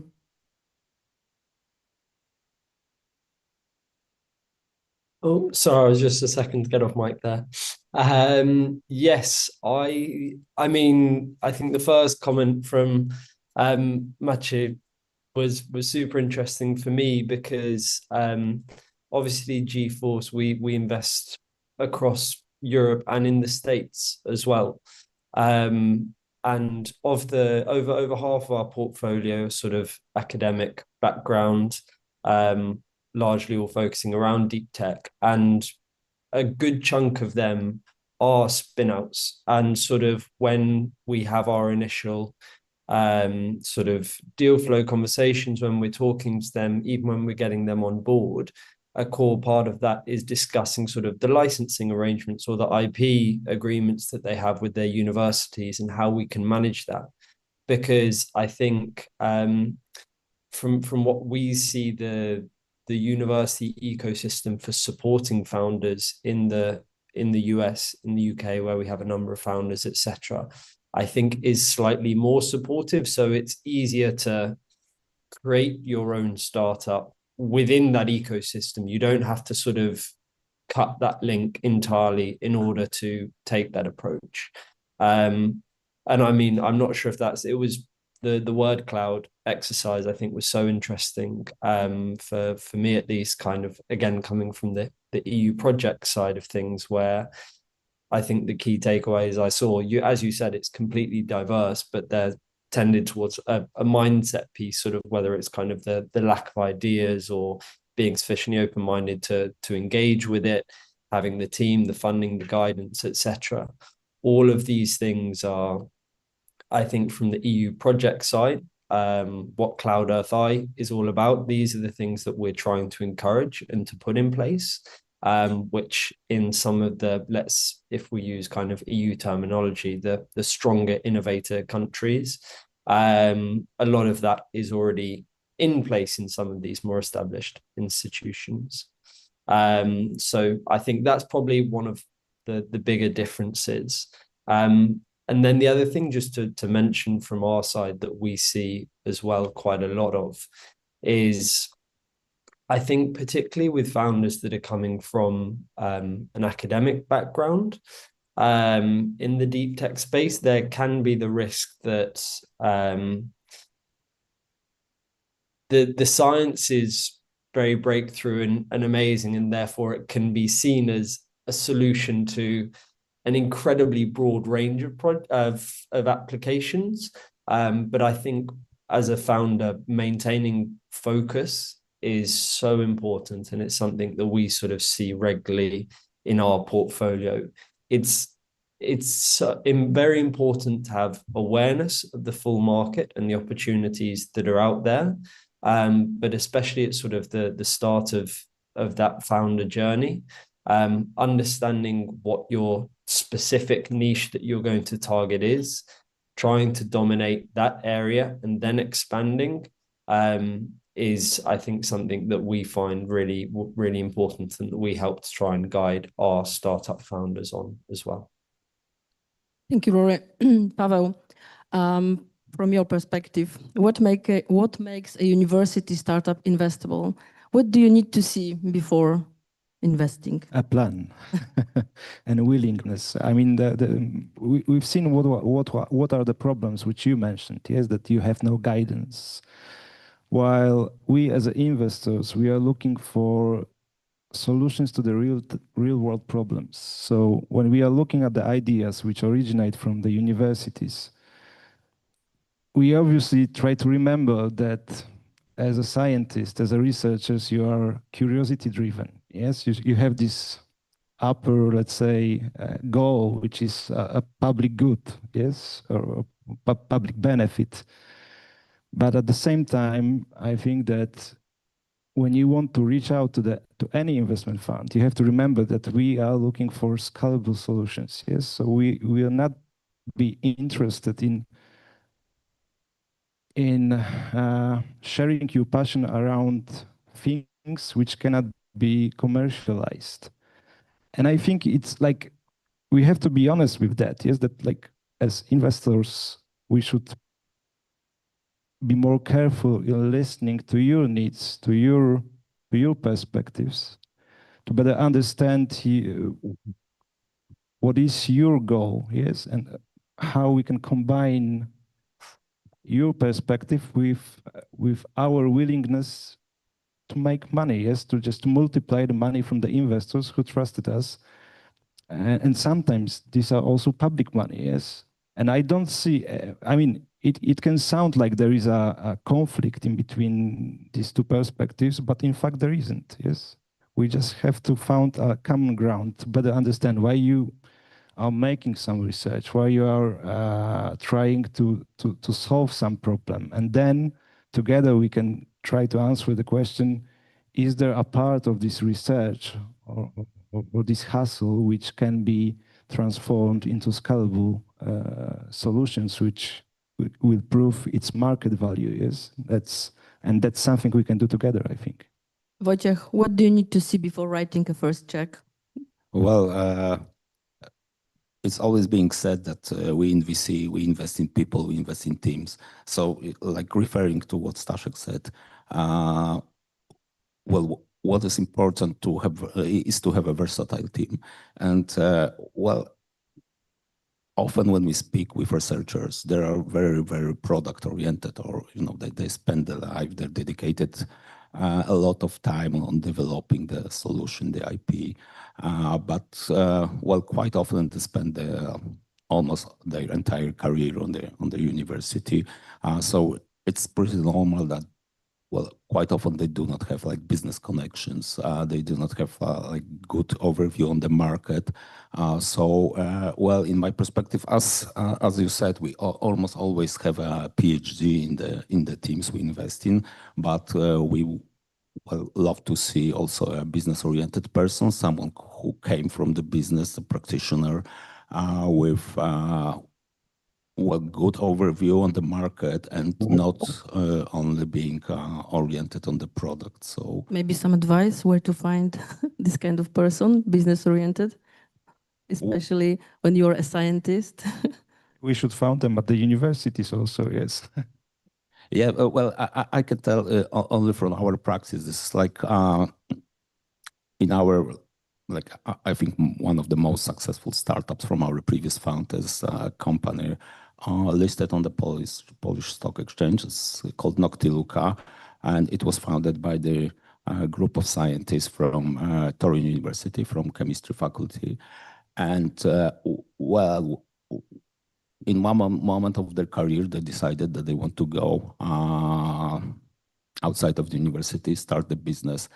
And when one of the conferences that they found a business partner, they found a venture builder fund who helped them to, like, basically they took from their heads all the business burden, like setting up the company, finding good people to hire also. And right now, they're pretty successful and while starting another businesses even. So, well, I think that there's maybe a role of incubators based on the universities to attract like people like us, or and also the people from business who also often think about starting their own startups.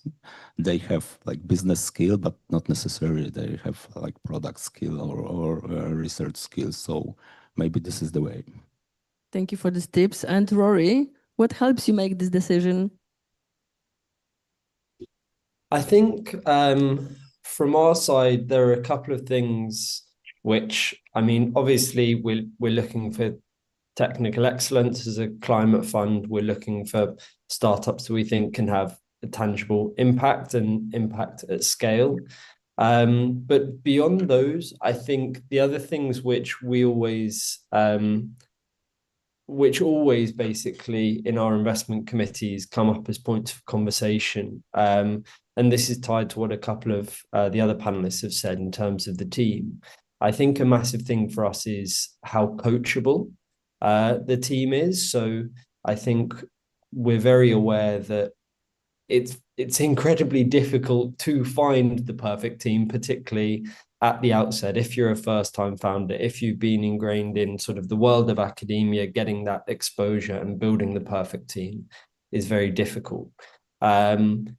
But the willingness to learn and to listen from experts, from people who've done this many, many times, and to take all of that on board is a huge green flag for us. And we really like to see that.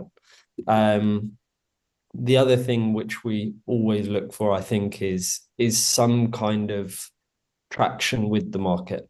And that can be interpreted in different ways. I think in the world of deep tech, that absolutely should not be limited to things like sales. But what we want to see from a founder is that they have this amazing invention that they've come up with, but that they've actually started having real conversations with industry, no matter sort of how early stage, and that they are not pursuing this as a purely sort of academic endeavor, and there is that industry engagement.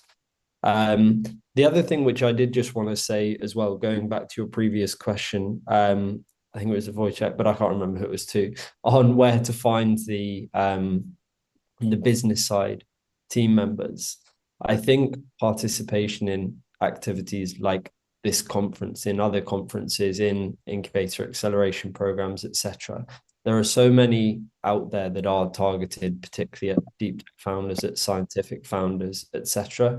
They are an incredible resource. We have one startup in our portfolio he's an academic founder, essentially had an advanced idea, and joined an accelerator. And one of the organizers of that accelerator loved the idea and invested and is now a co-founder for the company. So you never know exactly where those partners will come from or who that team will end up being. But the first step has to be putting yourself out there, and taking the risk of kind of taking an early idea, showing it to someone, sharing it with people, and sparking their interest and seeing what they can bring to you. Because there's only so much planning that you can do. At some point, you do just need to sort of put it out there, start getting the feedback, and help other people to get excited about your idea. Thank you. Incubator and tech transfer office should be more useful. Thanks. And Maciej, when is the right time to bring VC? Too early can be too risky, too late, be too late. Right. When Right. should a startup talk to a VC, especially scientist-based startup? Right. So normally I would say that the later the better. So it's great to be able to develop your idea to the level that you can personally without significant cash from outside. But of course, in terms of deep tech investments and research investments, it might be very difficult because you need significant capital from the very start. So we are discussing with the team, let's say, deals as early as TRL3, so very early, I would say, from at least a technological perspective. And it's good to have at least the feedback from the investor at this stage. So I definitely wouldn't be shy to try to find the feedback from the investors early, or at least to be able to tell what are the KPIs more or less for us, for investors, to be able to say, okay, I understand the risks. I know you addressed them as far as you can without capital, and maybe even they can suggest some strategies. How do you try to de-risk those areas? So sometimes it's also doable without significant capital. Sometimes even if an investor tells you that, okay, you are definitely too early for us to give you our full investment ticket, but we can guide you towards business angels, some early stages funds. We can, for example, in Hard to Beat, we have something like exploratory ticket. So we can write a small check just to test something, to test some thesis that will allow us to invest with greater conviction with our full one. So with deep tech and with any kind of research related ideas, I would definitely try to pitch the idea to the investors as soon as possible. Oh, thank you. Pavel, is there such a thing like a patient capital in deep tech? I don't know. I think like timing in startups is everything. Yes, I mean if you have like a great idea but wrong timing, most likely you'll be called a visionary. Yes, but then if you have like good timing but bad idea, so looking for example at the hype around AI, probably you'll get funded. Yes, just a joke, but. I fully agree that like funds have different strategies. Yes, so Maciej mentioned that they are ready to invest in at the TRL3 level. Yes, which is like pretty early. For example, we are looking for something which is much closer to the commercialization. Yes, so we are okay. We are pretty flexible with our strategy when it comes to time frames in which we want to invest, but we are not building the team within the fund in a way which will help us to understand the risks of the early stage ideas, coming from the universities or from the research and development centers. Yes, so that's why we are looking towards the investments or the ideas which are much closer to the go-to-market stage. Yes, and obviously, as it was mentioned, but I think it has to be repeated like over and over again. The team is crucial. Yes, I mean the team is the only thing which at the early stage investments we are able to assess, because most likely the business idea will evolve in some direction. We don't even know in which. Yes, but the team. That's something tangible. That's something which gives us a space to assess if the team will be able to deliver. Yes, and that's crucial. So I would say if the team has an idea, has a plan to execute, and is ready to convince us that they will deliver, that's the right time to come. But I also agree that the later the cheaper for the founders, in fact. Yes, so it's better to bootstrap or to do as much as possible based on the grants you have available at the universities. But from the very beginning, just thinking about the long-term perspective, about the commercializations, and about validating the idea at the open market, which is pretty harsh and direct in its feedback. Yes. Thank you, Rory. You've seen both early and late investments. What's the balance? I think we are also we tend towards the earlier stage of that TRL, or sort of we have appetite to wait for commercialization. So there will be several of the kind of deep tech startups that we invest in where realistically we want them to be engaging with market players, with industry, but their sort of full commercialization plan isn't really hitting the ground until sort of a couple of years down the line. And that's tied to sort of the scale required with some of these deep tech partners, etc. But I think for us, there are a couple of things. Well, I guess first of all, from the startup perspective, as the last panelist mentioned, the longer you can bootstrap it, the better it is for your dilutive perspective in terms of what you're going to have to give up to a venture capitalist. And obviously, that's an incredibly important point for any prospective founder. The other thing, again, is the grants point.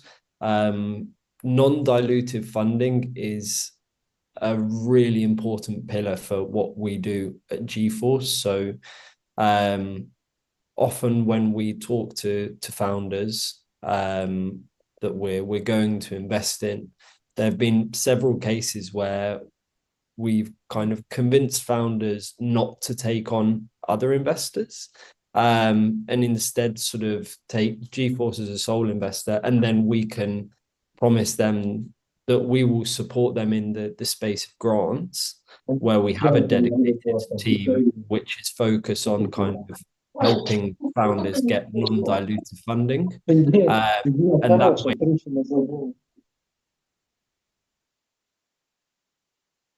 Oh, can you guys hear me? I think there was some background noise there. Is the audio working?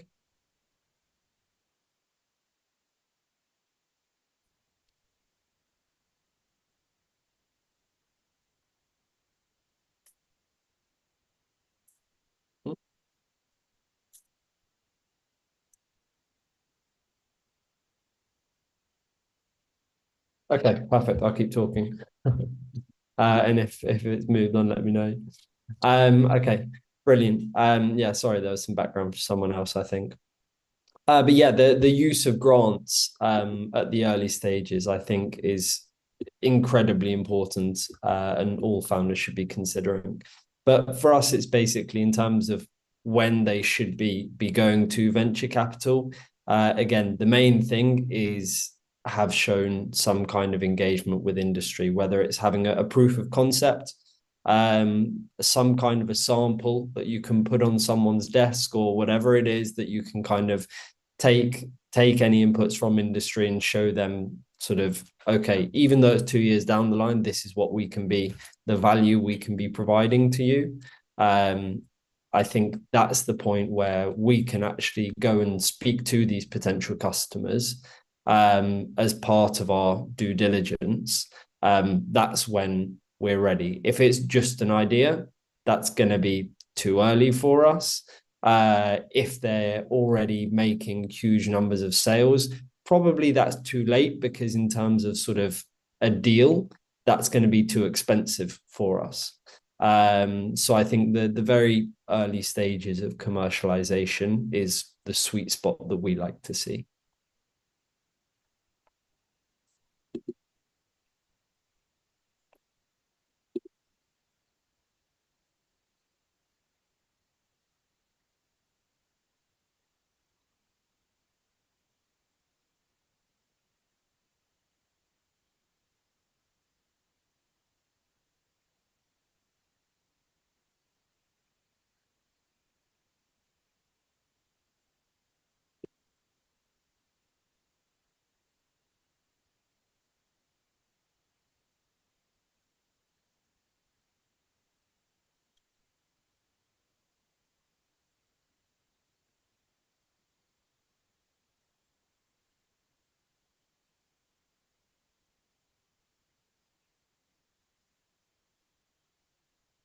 Well, we like encourage them to use non-dilutive funding like grants and so to go to the certain level with the product, but at the same time try to engage the business, try to engage the industry where they are aiming.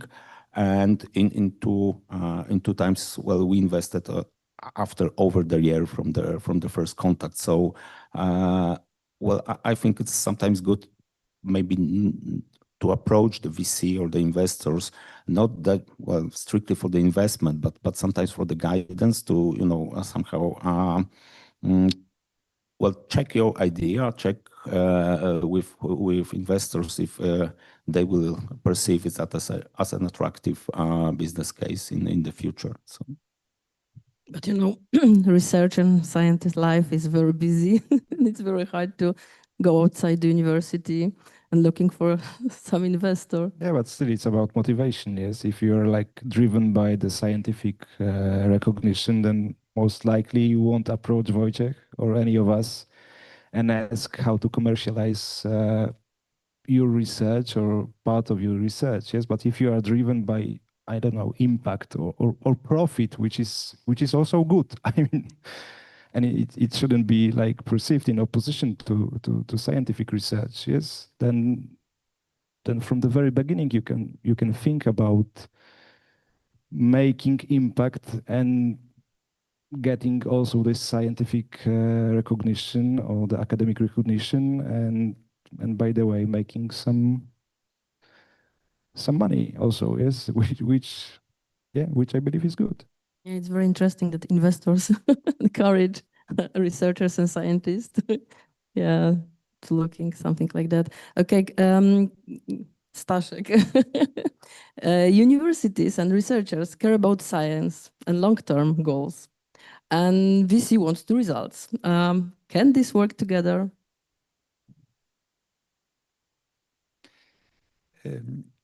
I think in some cases it can work together. In some cases it cannot work together. I mean, I think about this ecosystem in such a way that at the first step we have some research and development projects, and some of them will fail, probably 80%, and some of them will bring some interesting results. And this is the timing for VC, because when we invest in something, we have to think about exiting. For example, when you look at the drug development market, you don't have to keep this first API, this ingredient to be drug. You can sell it after, for example, second phase of clinical research, investing at the first stage, for example. So when we see the possibility to exit within duration of our fund from this investment, we can invest in such a thing. What I think, okay, and this is when they converge together, and when they're diverge, I mean researching and investing, because sometimes if you are VC, you want to have a result. You are driven towards one goal, and you can sometimes pivot, of course, but you are aiming at something that is very very particular. And when you are driven only by research, you want to check many things. You want to check your hypothesis, one hypothesis, second, third, and so on. You want to get to know the world better. And it's not always the same with us when we want to solve some specific problem. Do you have some examples of science-based startups that found that balance between science and business? We have in a portfolio natural antibody, which was created by a Polish guy who made a PhD at Oxford.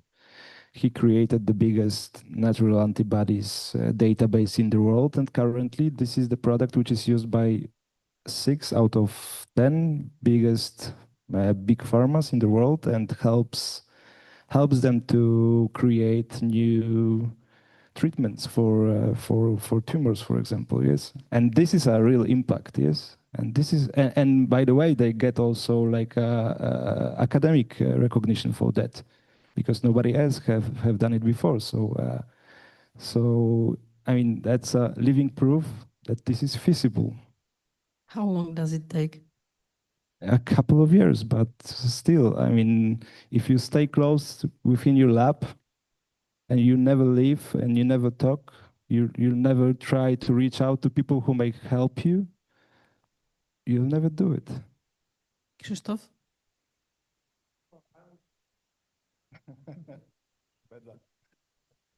This one works.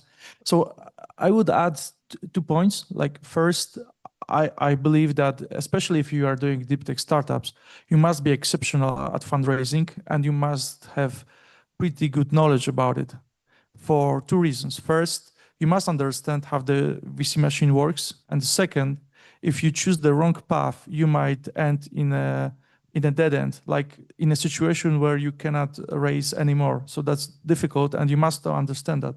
So that's the first point. And the second point, based on a real life experience, one of our portfolio companies that me and Maciej share actually this experience because he's also involved in this company, was a good example of people who were alumni of this university, and they came up with this idea that they will do the deep tech model, but they will do deep tech model on one hand, and on the other hand, they will apply their findings to the industrial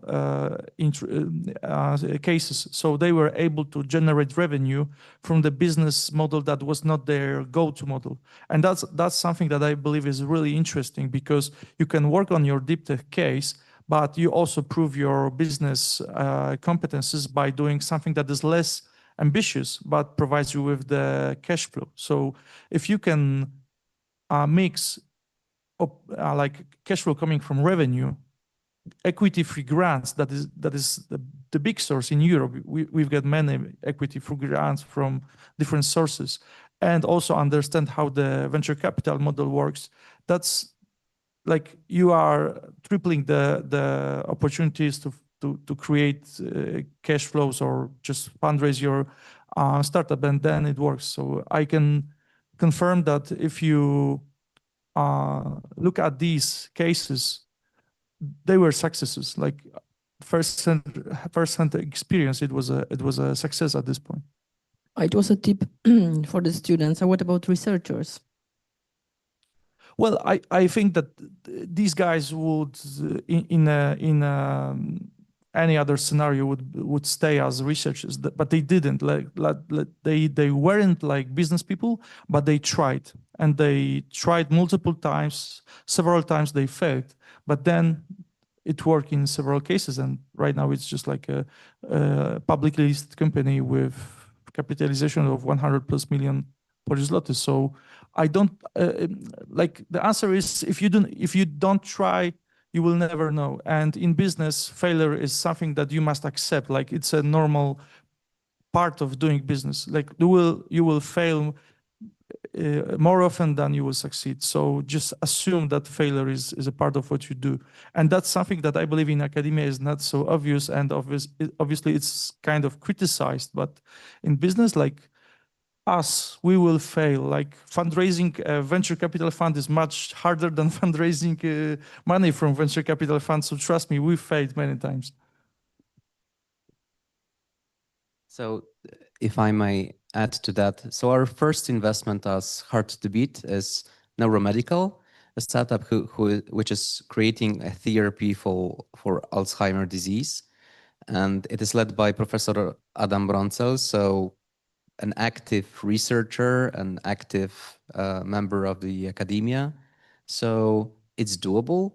And yes, they have been doing research for the past 7 years already. So there is a strong scientific background on the business. And yet we assume that if we are able to stay in the company for the commercialization, it will still take them at least 5 years. So it's a long-term play, as was mentioned. If we are thinking about investment in some kind of drug discovery, like it's 15 years or maybe more. So we do have that perspective, and it's sometimes difficult to even to plan if we have a 10 years perspective on returning capital to our investors. But then, so what is important for researchers as well is to understand that this is a long-term play and that we need to go to leave the company at some point, to exit ourselves. So if that's the case, they need to understand that, okay, either I build a team with those additional skills that will help us get there, or I understand that my role is somewhere at the very beginning, or maybe in the, let's say, the first few years of the company, and then there needs to be space for others that will add competence also to the company. So the problem I see sometimes is that on one hand, researchers are very much somehow connected to their idea, and it's both researchers and, let's say, the administrators from the university, and they somehow maybe not overvalue, but they do not, they undervalue the role of others that need to come alongside them in the years to come to make that a commercial success. So this long-term play is something to have in mind when researching an idea. Okay, so what can we as a university unit can improve in our system? Okay, so if I have a voice, right. So I would like to treat university as an investor, ideally, early stage investor, which has equity in a startup and then doesn't really involve and doesn't really influence anything else. So the best case scenario is when we are approached by a spin-off, which has already cleared out the issue of intellectual property rights. So there is a clear licensing deal on the table, which is reasonable for us, which includes that long-term play that there's probably 10 more years of making that business. So we need to leave, for example, enough equity for others that will come along the way. And if there's that, there's absolutely no problem with us investing in a university spin-off, and usually that's not the case. So usually there's long negotiations coming in because the deal is not very attractive for us as investors, and it's very difficult to negotiate that as well. So I even when I was maybe not more enthusiastic, but when I had a little less experience with university spin-offs, I even tried to negotiate a deal like that because I really liked the team, the tech. It was like 7 years ago or something. And I even approached the dean to make like a political decision to ease off a little bit those licensing fees. And the dean was like, Maciej, I'm very interested in you investing in my company. Why would you like to take away our best researchers?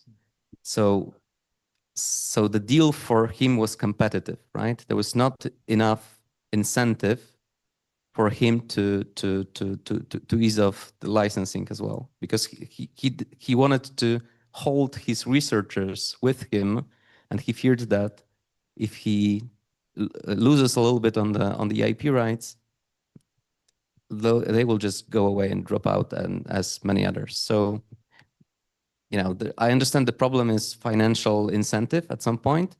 Maybe Rory can develop a little bit how does it look in UK or US, because I believe there are a lot of cases where universities made a lot of money on spinning off techs, and this is not yet the case in Poland, which is maybe why the system doesn't work so well so far. Okay, that's IP and cultural barrier. Yeah. I would say the financial incentive for universities is not strong enough yet. But you have to remember that like universities are already like a huge investors, because like 1/3 of the R&D spent in Poland are spent by universities. So it means that you're spending money as investors because somebody, I mean, already invested in your research, yes? But you usually what we don't see, and that's a great idea which Maciej gave, I mean, we don't see on the other side that there is a long time perspective, yes? That there is a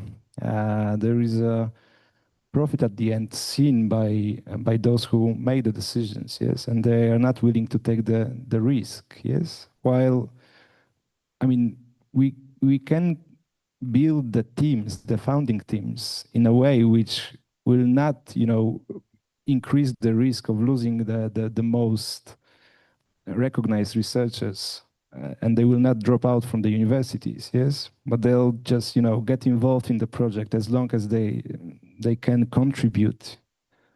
Then they can be a little bit more passive, yes, and get back to the labs, yes, and do their stuff, while the professionals who will manage this company and will just push it to the next level, yes, they will just, you know, be at the helm, yes. And if all the sides have the trust that the other side, I mean, that we as investors, we are not trying to, you know, to squeeze you as a lemon, yes, and then just, you know, leave as unnecessary.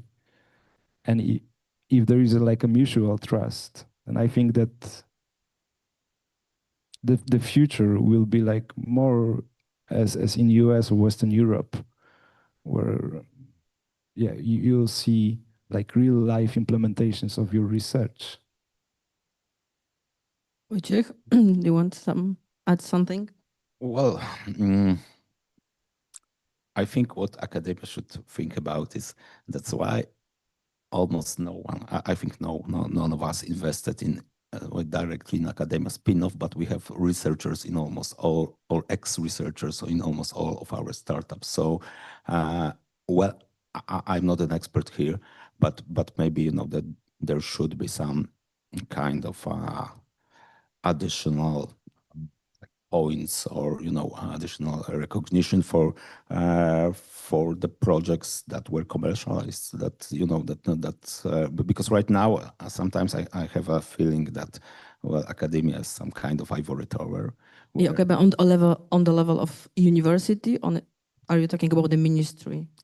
Some government? Well, it would probably, you know, require some changes on the legislation level, but I think, you know, the pressure should come from academia. Yeah.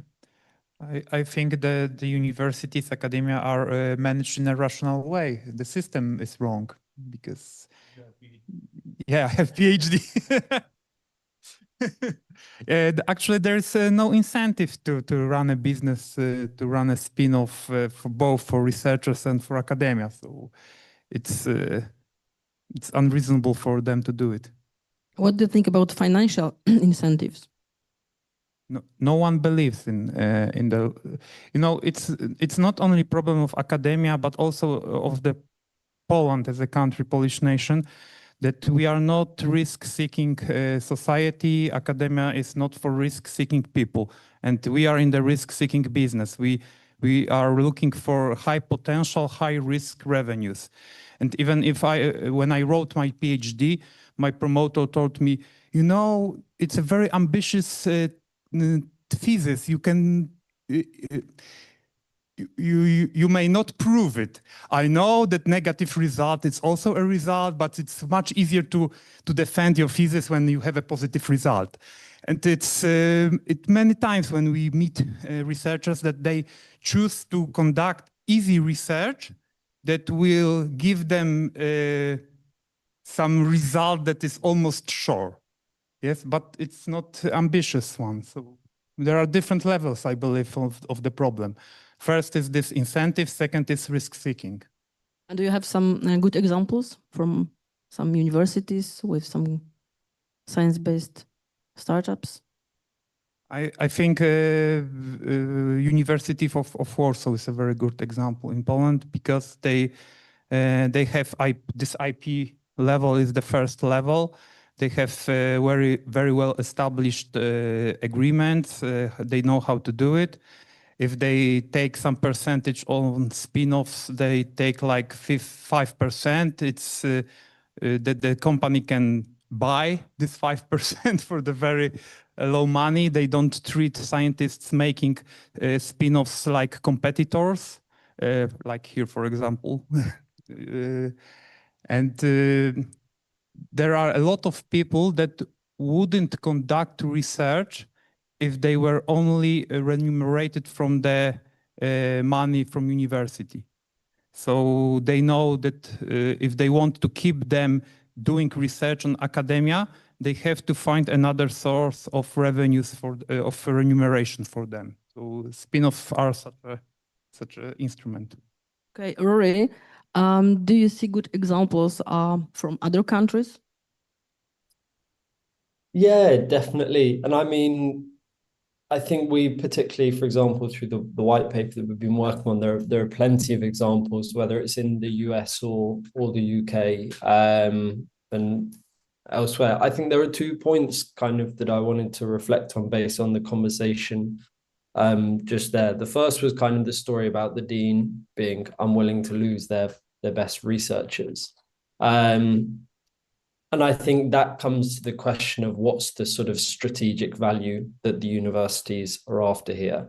Is their kind of primary output the research, the academic papers, etc., and how is that balanced against the potential commercial upside of successful startups when you think about kind of both the reputational improvement that comes with that.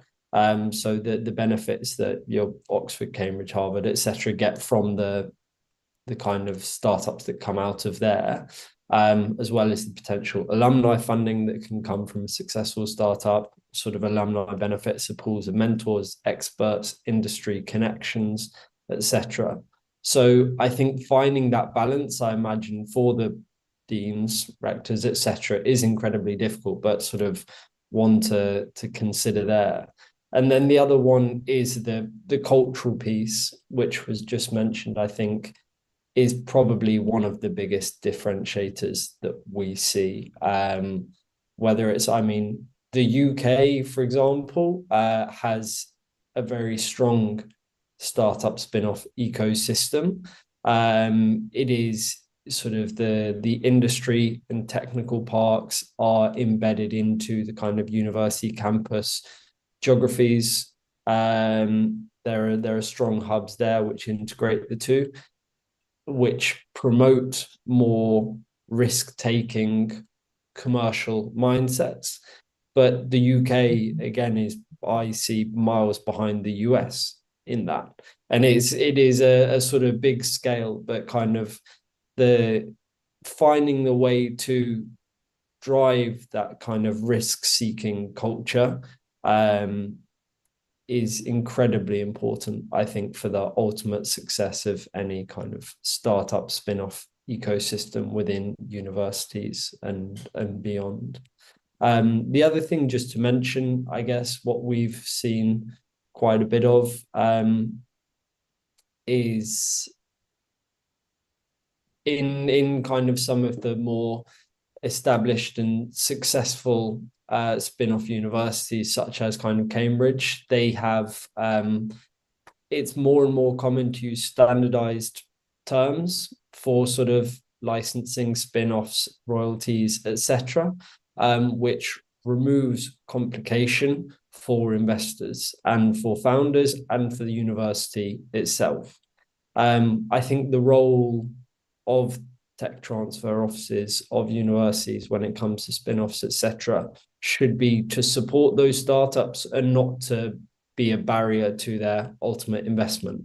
And if there are asks for unreasonably high equity, I'm sure the other panelists would agree, kind of if you get a startup that's early stages coming to you saying 30% of our business is owned by the university and they have equity or IP ownership for the next 10 years or whatever it is, you would never invest. So I think having reasonable sort of ownership from the university in sensible terms, which can be standardized, which can be easily understood from the investor perspective, from the startup perspective, etc., is something that we're seeing more and more of in the UK and the US as well. And they are just taking, in general, a lower equity holding. So that's something which we would encourage, because it does just give the founders so much more freedom to operate.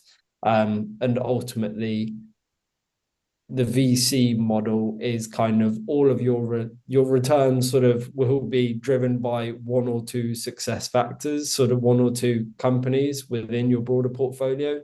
If the university takes sort of the same perspective, that they want to churn out a higher number of startups, and therefore there is a greater likelihood that one of those will return on their broader sort of investment, taking the risk of maybe asking for slightly lower equity, but increasing the success chances of that startup and of your kind of cohort, your pool of startups as a whole, is something that I think we see as a significant opportunity there as well.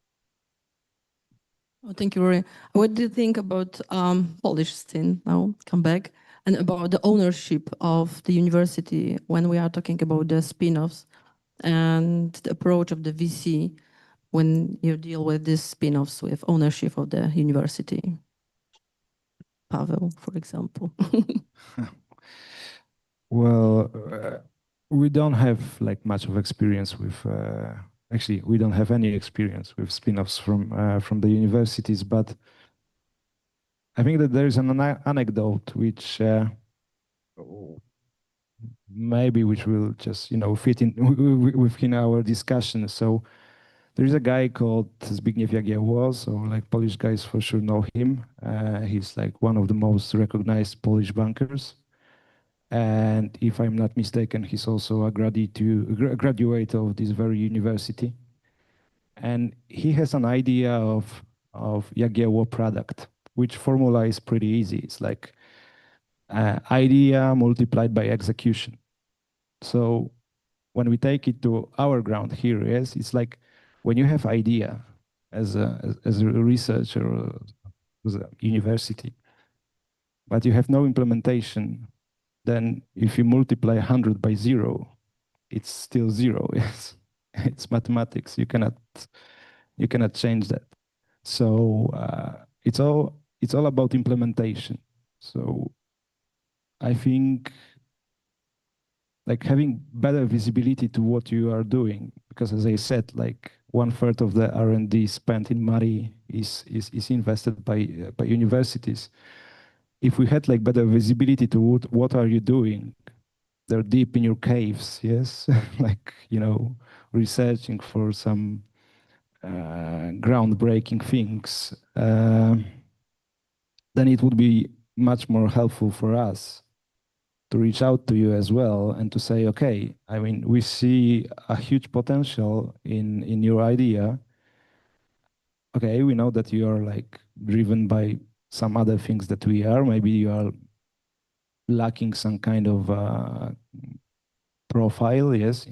I mean, like business orientation, because you were not told that you were not focusing on that.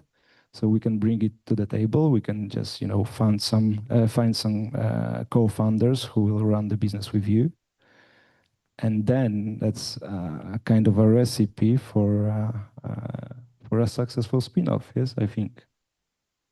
So answering to your question, ownership should be 0. It's because of the legal environment that is in Polish, and the license agreements are so flexible that you can write almost everything in those agreements. And if you look, for example, at the IP, the university can keep IP, incentives for different points, recognition, publication, and so on. And they can earn, for example, on royalties, upfronts, and different things. So I think ownership should be 0. Thank you, Staszek. I think that we should finish and open the floor to our audience. Do you have some question to our panelists?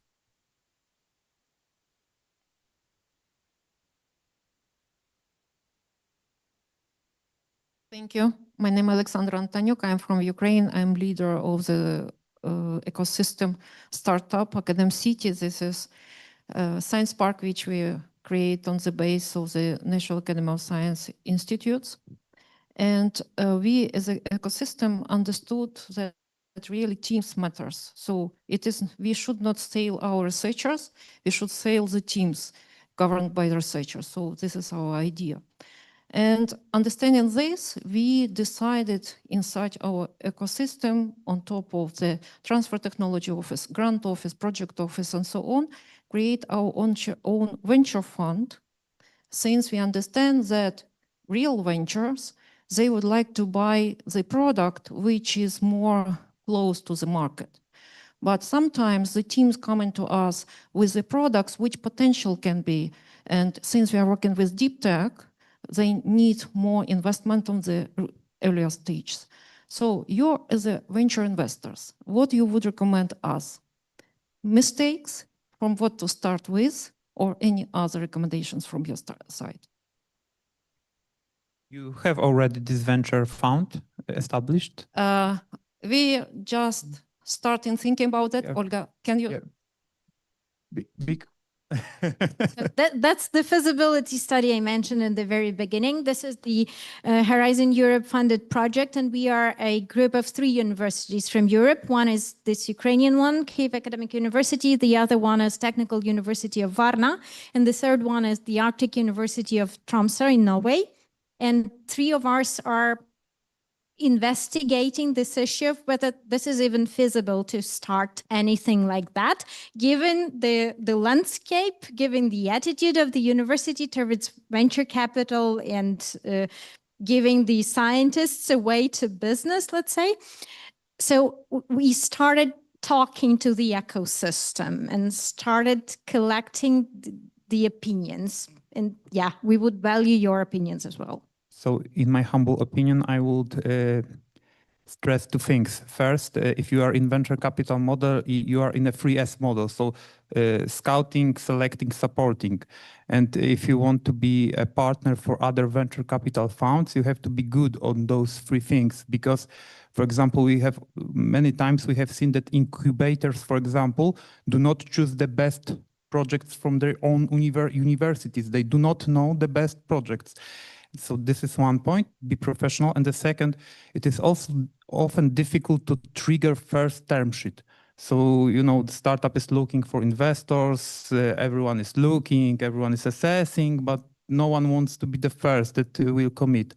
And you if you are good at this first part, so you are professional and you are recognized as a professional, if you are going to be the first that puts the term sheet, for example, we will invest 100 if you manage to fundraise 15 at least, 500 at least. So it would be a very good complementary instruments to your strategy of supporting startups. Thank you. Any other questions? Yeah, please. Thank you very much. Yavuz Selim Sılaye, with a crowdfunding platform from Turkey, Fonkolay. I really enjoyed the amazing discussion. Really, you guys touched on the value of that between, university funding as well as industry. So the best model that we can combine between the academics and the industry, as well as utilizing the funding properly, that triangle has to be, depending on, of course, the team that you're investing, is very important. I want to understand from your perspective, because the venture capital in Turkey has been pushed in 2015 with regulations, and the crowdfunding platforms are very popular starting 2019. Now we have 17 approved crowdfunding platforms in Turkey, and it's booming. And when I look at the numbers of crowdfunding platforms back in 2008 versus 2020, the size went up from 12 billion to 120 billion. So with the Wall Street, crisis, they were always looking for alternative solutions. And tomorrow I will be focusing on some other opportunities in funding. But do you see crowdfunding, especially governed by the market realities, as a solution, or what are the hesitations for crowdfunding for yourself, and what are the opportunities, including the angel investment? How do you look at crowdfunding options, whether it's like Kickstarters in the United States or other ones in Europe? I'm just curious, do you have bad feeling as VC, early stage VC to crowdfunding, or do you see it as an opportunity for some university or science-based startups to actually expedite? You know, there are issues like having a cap table, too many, you know, players in the cap table, things like that, even though it's a lower percentage of the share. But I'm just curious your views on, you know, as we're trying to tackle university industry as well as the funding, how do you perceive crowdfunding? Because we combine crowdfunding with venture capital in Turkey that really catapults as we're globalizing companies. I own also 2 TV channels broadcasting to Africa. Then we're able to expand our startups quickly to the emerging markets. I'm very curious, each and every one of your opinion. Thank you. Well, maybe I will answer. Well, in our previous fund, we had a deep tech company in the transportation railway exactly sector who used crowdfunding platform Seeders, I think, from UK. And well, I see pros and cons, of course. Well, pros was like they were in the moment where they were very. It was very hard for them to attract the VC. They were sick in their business model. They were doing heavy R&D research, and this is not exactly a good, maybe good moment for the VC. So they reached this platform, and it gives them the money. So you know they came to us when we've product developed, and then we invested in the project.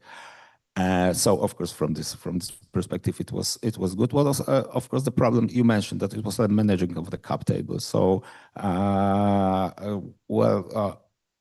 we had a lot of very small shareholders in the company, and I'm not really sure if deep tech companies is a good product for crowdfunding. My feeling is that those kind of investors usually looking for first of all the products easy to understand for them, and the second they want to see a clear way how they can exit the project. So basically the companies that have clear perspective to, for example, to become a public company, are more attractive targets, and the deep techs usually the long runway, or quite long way to market, and for the small investors it could be like hard to imagine how they will be able to exit from the company. I don't know, in the 5-year perspective, if it still be like the company who is maybe just entering the commercialization phase or so. Maybe I will add one thing, because I completely agree. And when you look at the crowdfunding from a venture capital perspective, when you invest in the project, you have first technical risk, then market risk, then scaling risk, and then profitability risk. And it's always, for example, we invest in companies that we have technical risk, we have solved, and we are facing market risk. And currently we are in the very advanced talks with a company that managed to get $1 million from Kickstarter. And we wouldn't be talking with them without this crowdfunding, because we had serious doubts about market risk of this project. But this crowdfunding proved us that we were wrong, that people want to buy such a product. Yes, exactly. And the second thing, that this team is important, but team is very difficult to assess. They managed to get $1 million for nothing, for just a paper. So they proved to be very executive. Okay, we just have one comment here, and then please wait for a moment. So just a comment, I think you addressed it in your discussion, but one of the barriers that I can see in how academia can improve is a full academic ecosystem. Because you as a professor, when you try to go to a university to be hired as a professor, they didn't look at your CV as a person who created 10 startups, but they are looking at how many papers you published. So actually, the full academic system need to consider that number of startup, number of teams that you supported as one of the criteria to be a full professor or associate professor at university. We hope they can consider this in near future. There is one important thing, because for universities, at least for universities, education is the most important part, students. And I think it will change because, you know, when students come to the university, they don't want only to hear about theory. They want to meet people that were working in real life, that they were solving problems that are from real world. And if the university cannot offer such a lecturers, such a professors, I think it will be losing with other universities. You know. Can I add something? I would really encourage you to discuss this issue during the lunch. As I know that all of you are in a hungry mood right now. I can see the lower glucosamine level and so on. Thank you very much for this official part. Thank you, Anna. Thank you very much everything. for staying with us.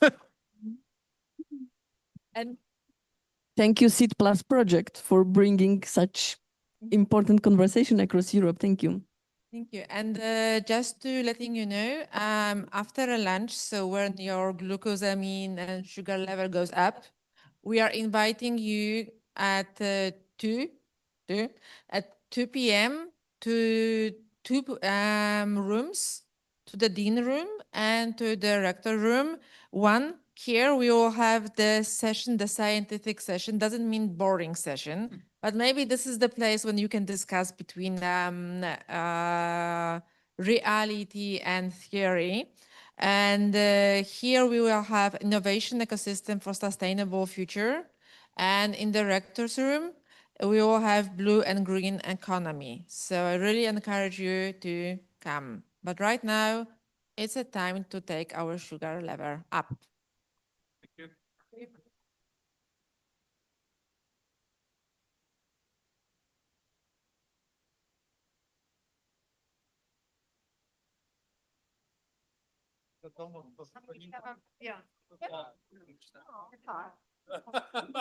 Obraziłeś tutaj. Nie da.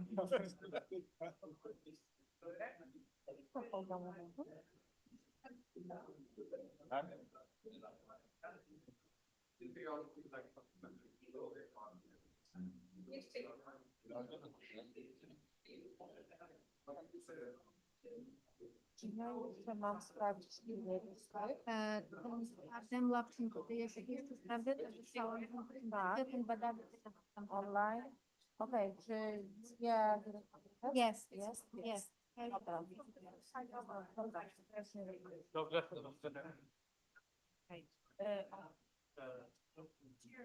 Co tam? Chcecie nasze spotkanie w ciągu ostatnich 4 godzin?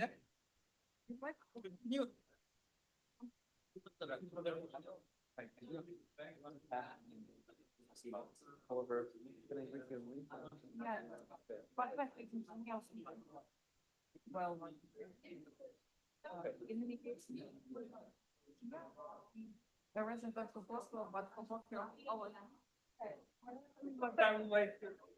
And you can I want to say about the story about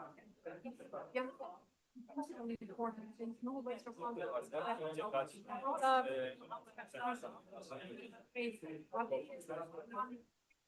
and actually our part is not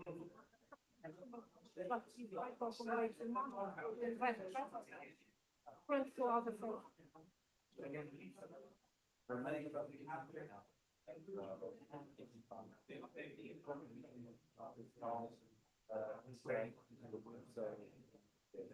There is a benefit from working.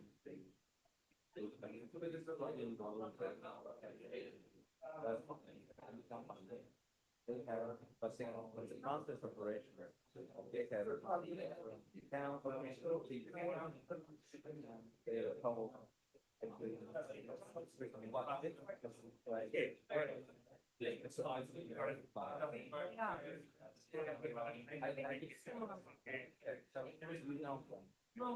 can connect with those guys.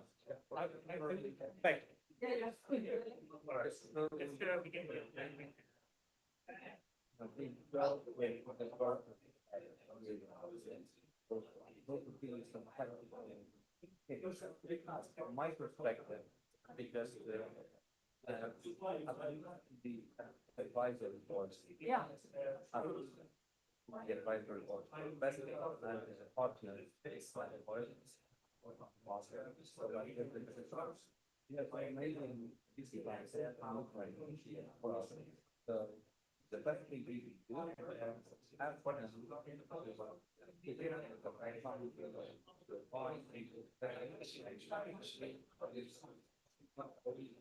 Able to what interesting for the market quantum be that for the card there could be some financial incentive. Yeah, for sure.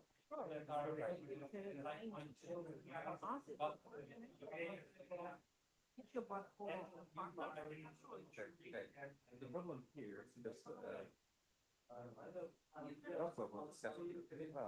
the problem is that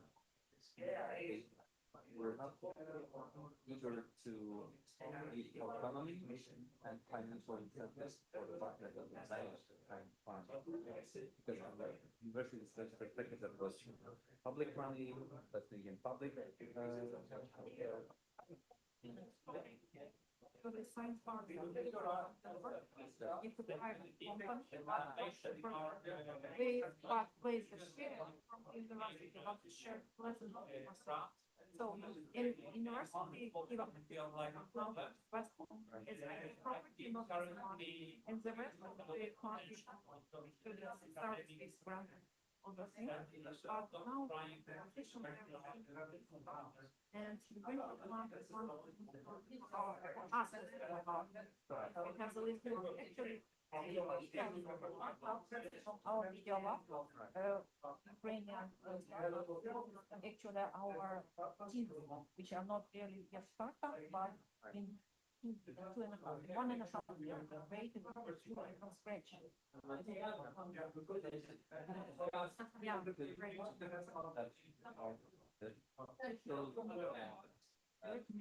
Yeah, great.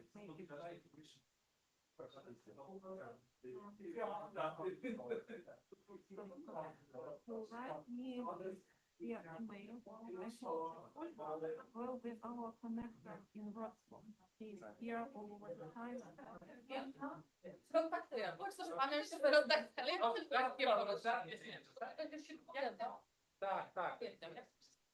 Nie Macieja, Maciej, Thank you so much. Thank you.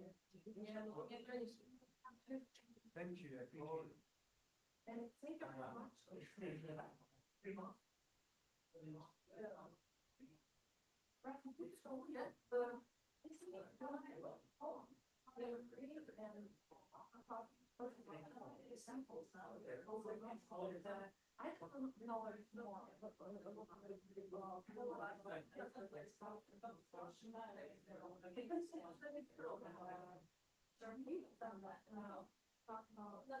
know more. Become the company continue to cooperate.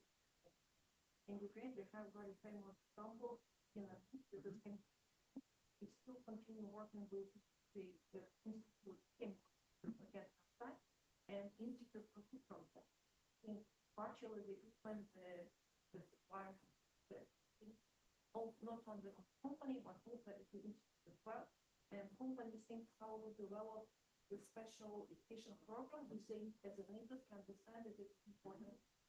So it's for me, it's well, good example how it should work. The problem that in Ukraine, for example, I would rather consider the model where we are not working with the light. property rather with know-how. When you start with the IT, you open those very much. When you have, yeah, some open like open, no, to open the information about the novelty of your idea and potential. If you have know-how, it is flow information and actually from the legal point of the Ukrainian system in all context of IP property and publication, probably difficult. It is very difficult to organize, it is very dangerous to organize. Working with know-how when this flow and property is created in the licensing, so actually it can be IP property of the invention as well, and the team and the.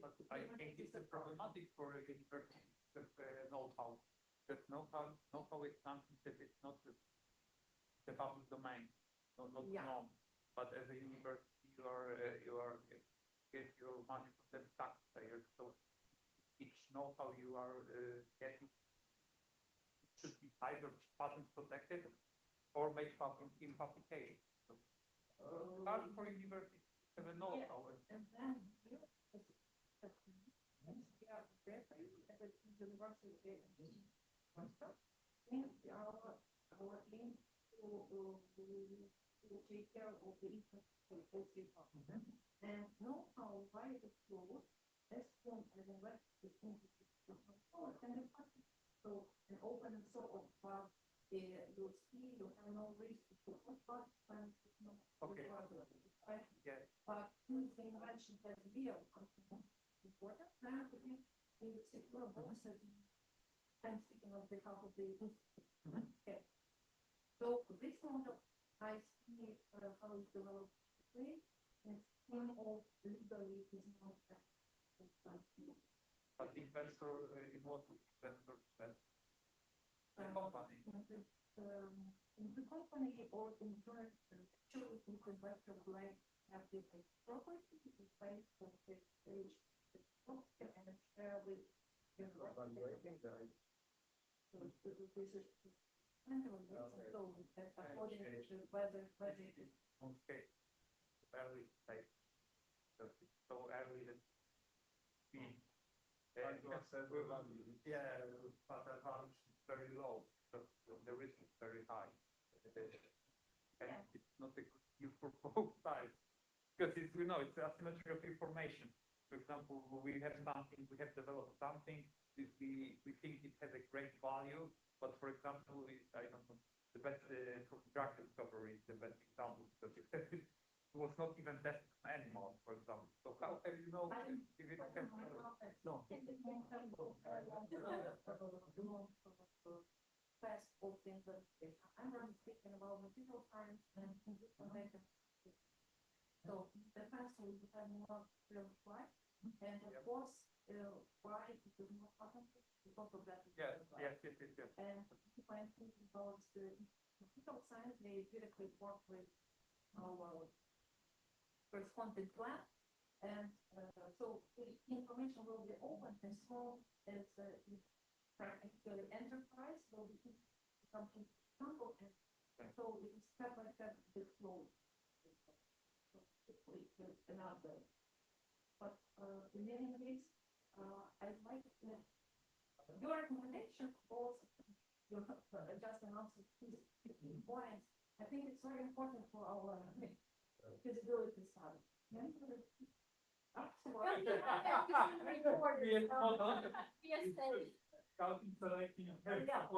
But in any case, so I really think that we would advise to practice only the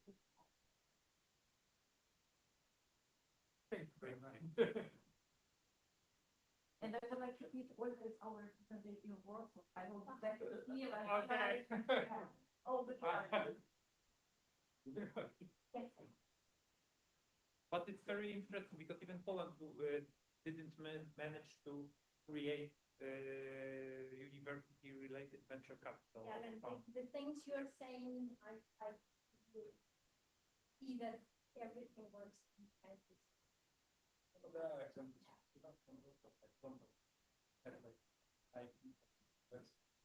They have a great identity, they get founded, but then they make, I mean, like something, instead of make bunch of instead of like implement the product most innovate some revenues which are paying through the invest.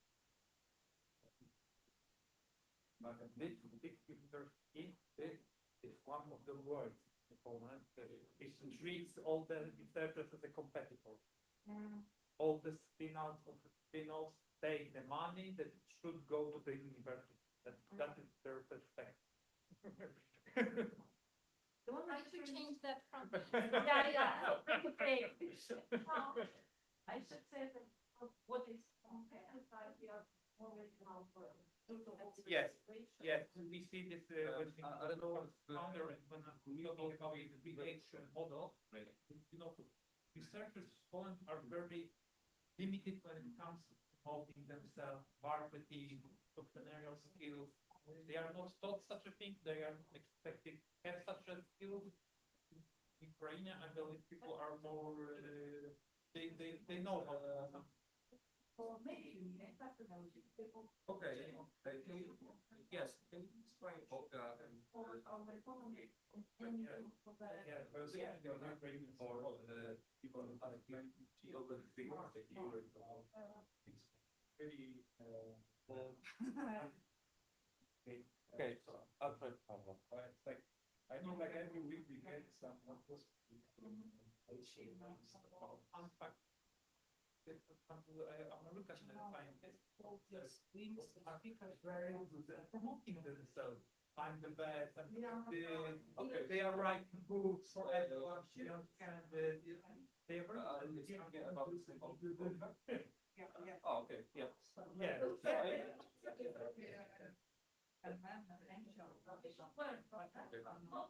Okay. Thank you.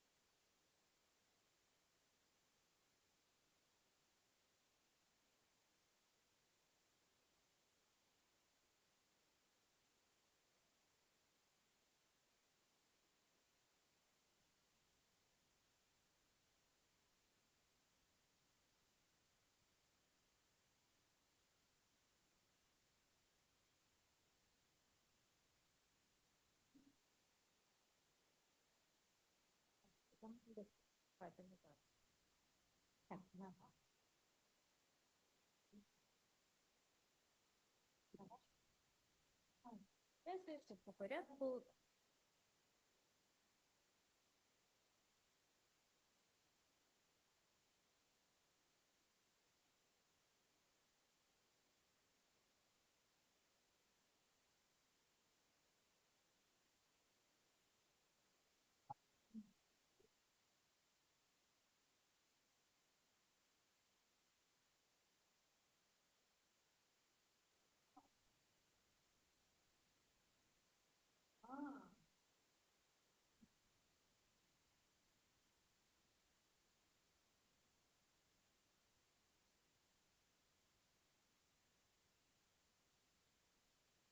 Oh, so it's amazing.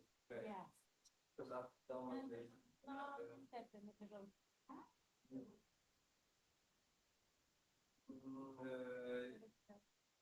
I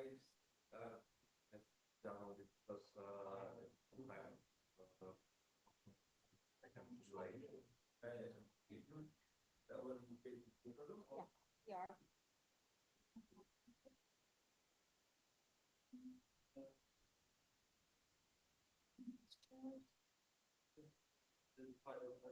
Oh, okay. Cool.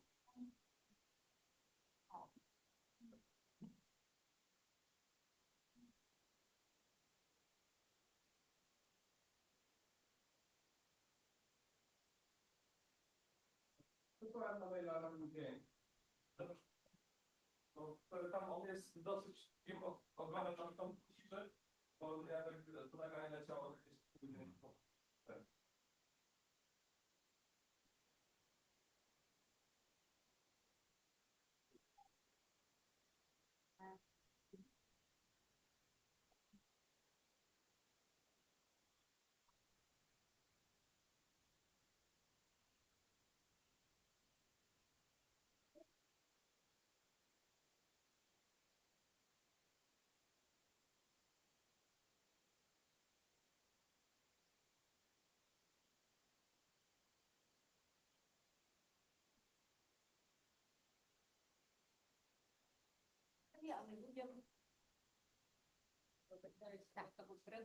Ні, ви не будете стояти в рядочок. Так, ну, можна вам кріселко одне сюди поставити, в принципі, але... А скільки народу? Так, можна на ти. То вже привичка. Да, Могилянська. А є в тебе? Да, всі є, всіх перекличку зробила. Є ось у тебе, дивись, я тобі віддрукувала, якщо треба.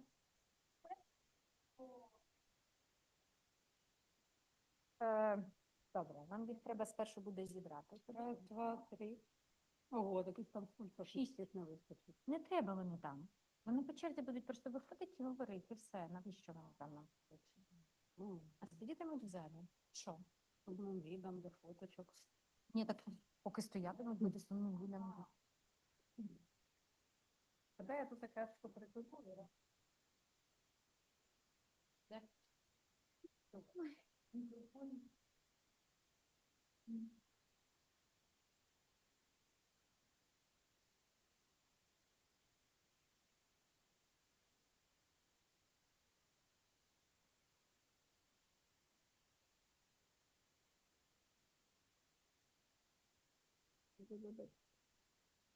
Камера, дивись, тебе має показувати якось.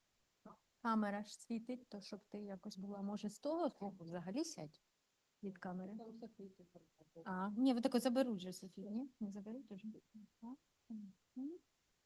Може, ці стульці тоді розб'ють, а людина ж коли виступати, коли вона готова буде.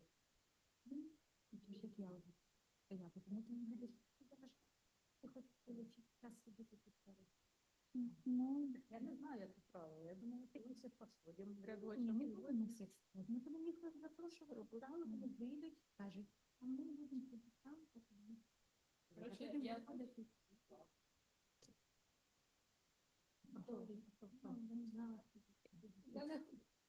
думала, що це таке виборок, ще на нього не сидимо на завтра. Не хочу. Не даю.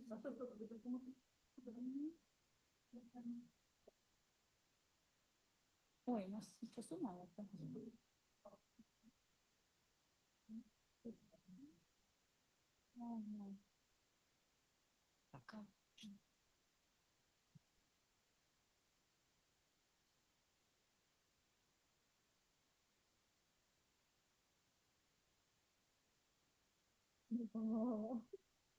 Добре, я вийду. Ні, я не знаю. Я сама не можу. Буду на українську, не знаю. Але Dear colleagues,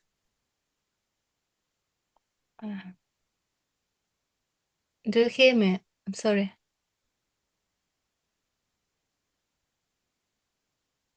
I'm in Zoom now. do you hear me? If you mean me, Alexander Churchill, I hear you. Okay, thank you. I have question because I see that there is two session at the same time, but only one link. Yes, but there is Diduk. Diduk, this Dr. Diduk. She will represent our presentation today because you appointed 2 o'clock p.m. for our presentation. If I may jump in here with the answer, we will Yes. have Help us, please, because I see that in the program we have two sessions. That's right. That's Yes? right. We will And stay for session 1 in the main Zoom room. Okay. We are now. And additional breakout room will be open for the second session. Okay, okay, thank you. But I should stay there, yes? Let me check. I'm in the first section. Yes, then yes, you stay here. Thank you so much. We'll be back in 10 minutes or so. Thank you.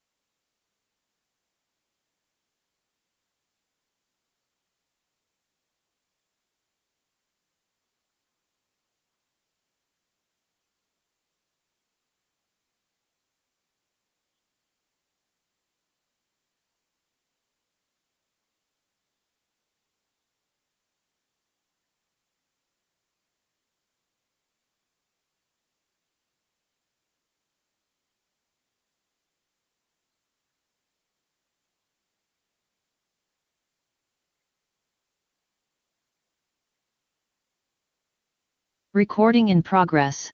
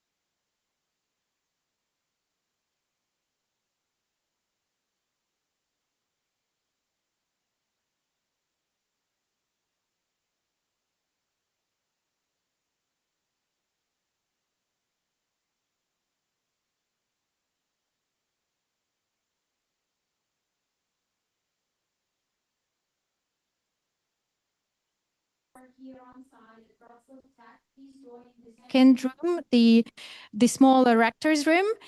And those who are online, please join the breakout room. The speakers, I've already moved to the room, but those who are just listening to the presentations, please choose the room on your own. Okay, I'm now ready to pass the word to the moderator of today's session, session 1, Oksana Zamora from the SET University. Thank you. Welcome to the session, those who are interested in innovation.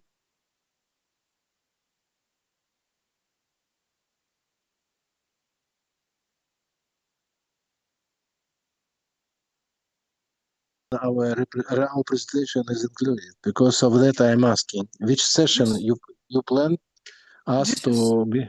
You're in this session, session 2, Blue and Green Economy. Your presentation is number 2. So after AUP, you will have your Then turn. we are in the right session. Section. You're Okay. in the correct session, yes. But how may we start this slides presentation, pictures?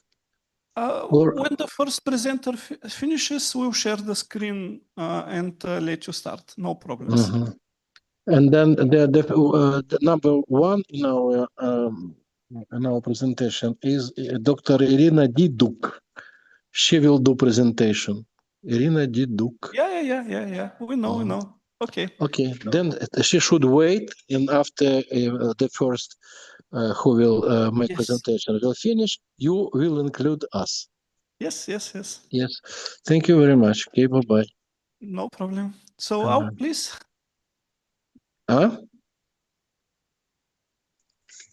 Parents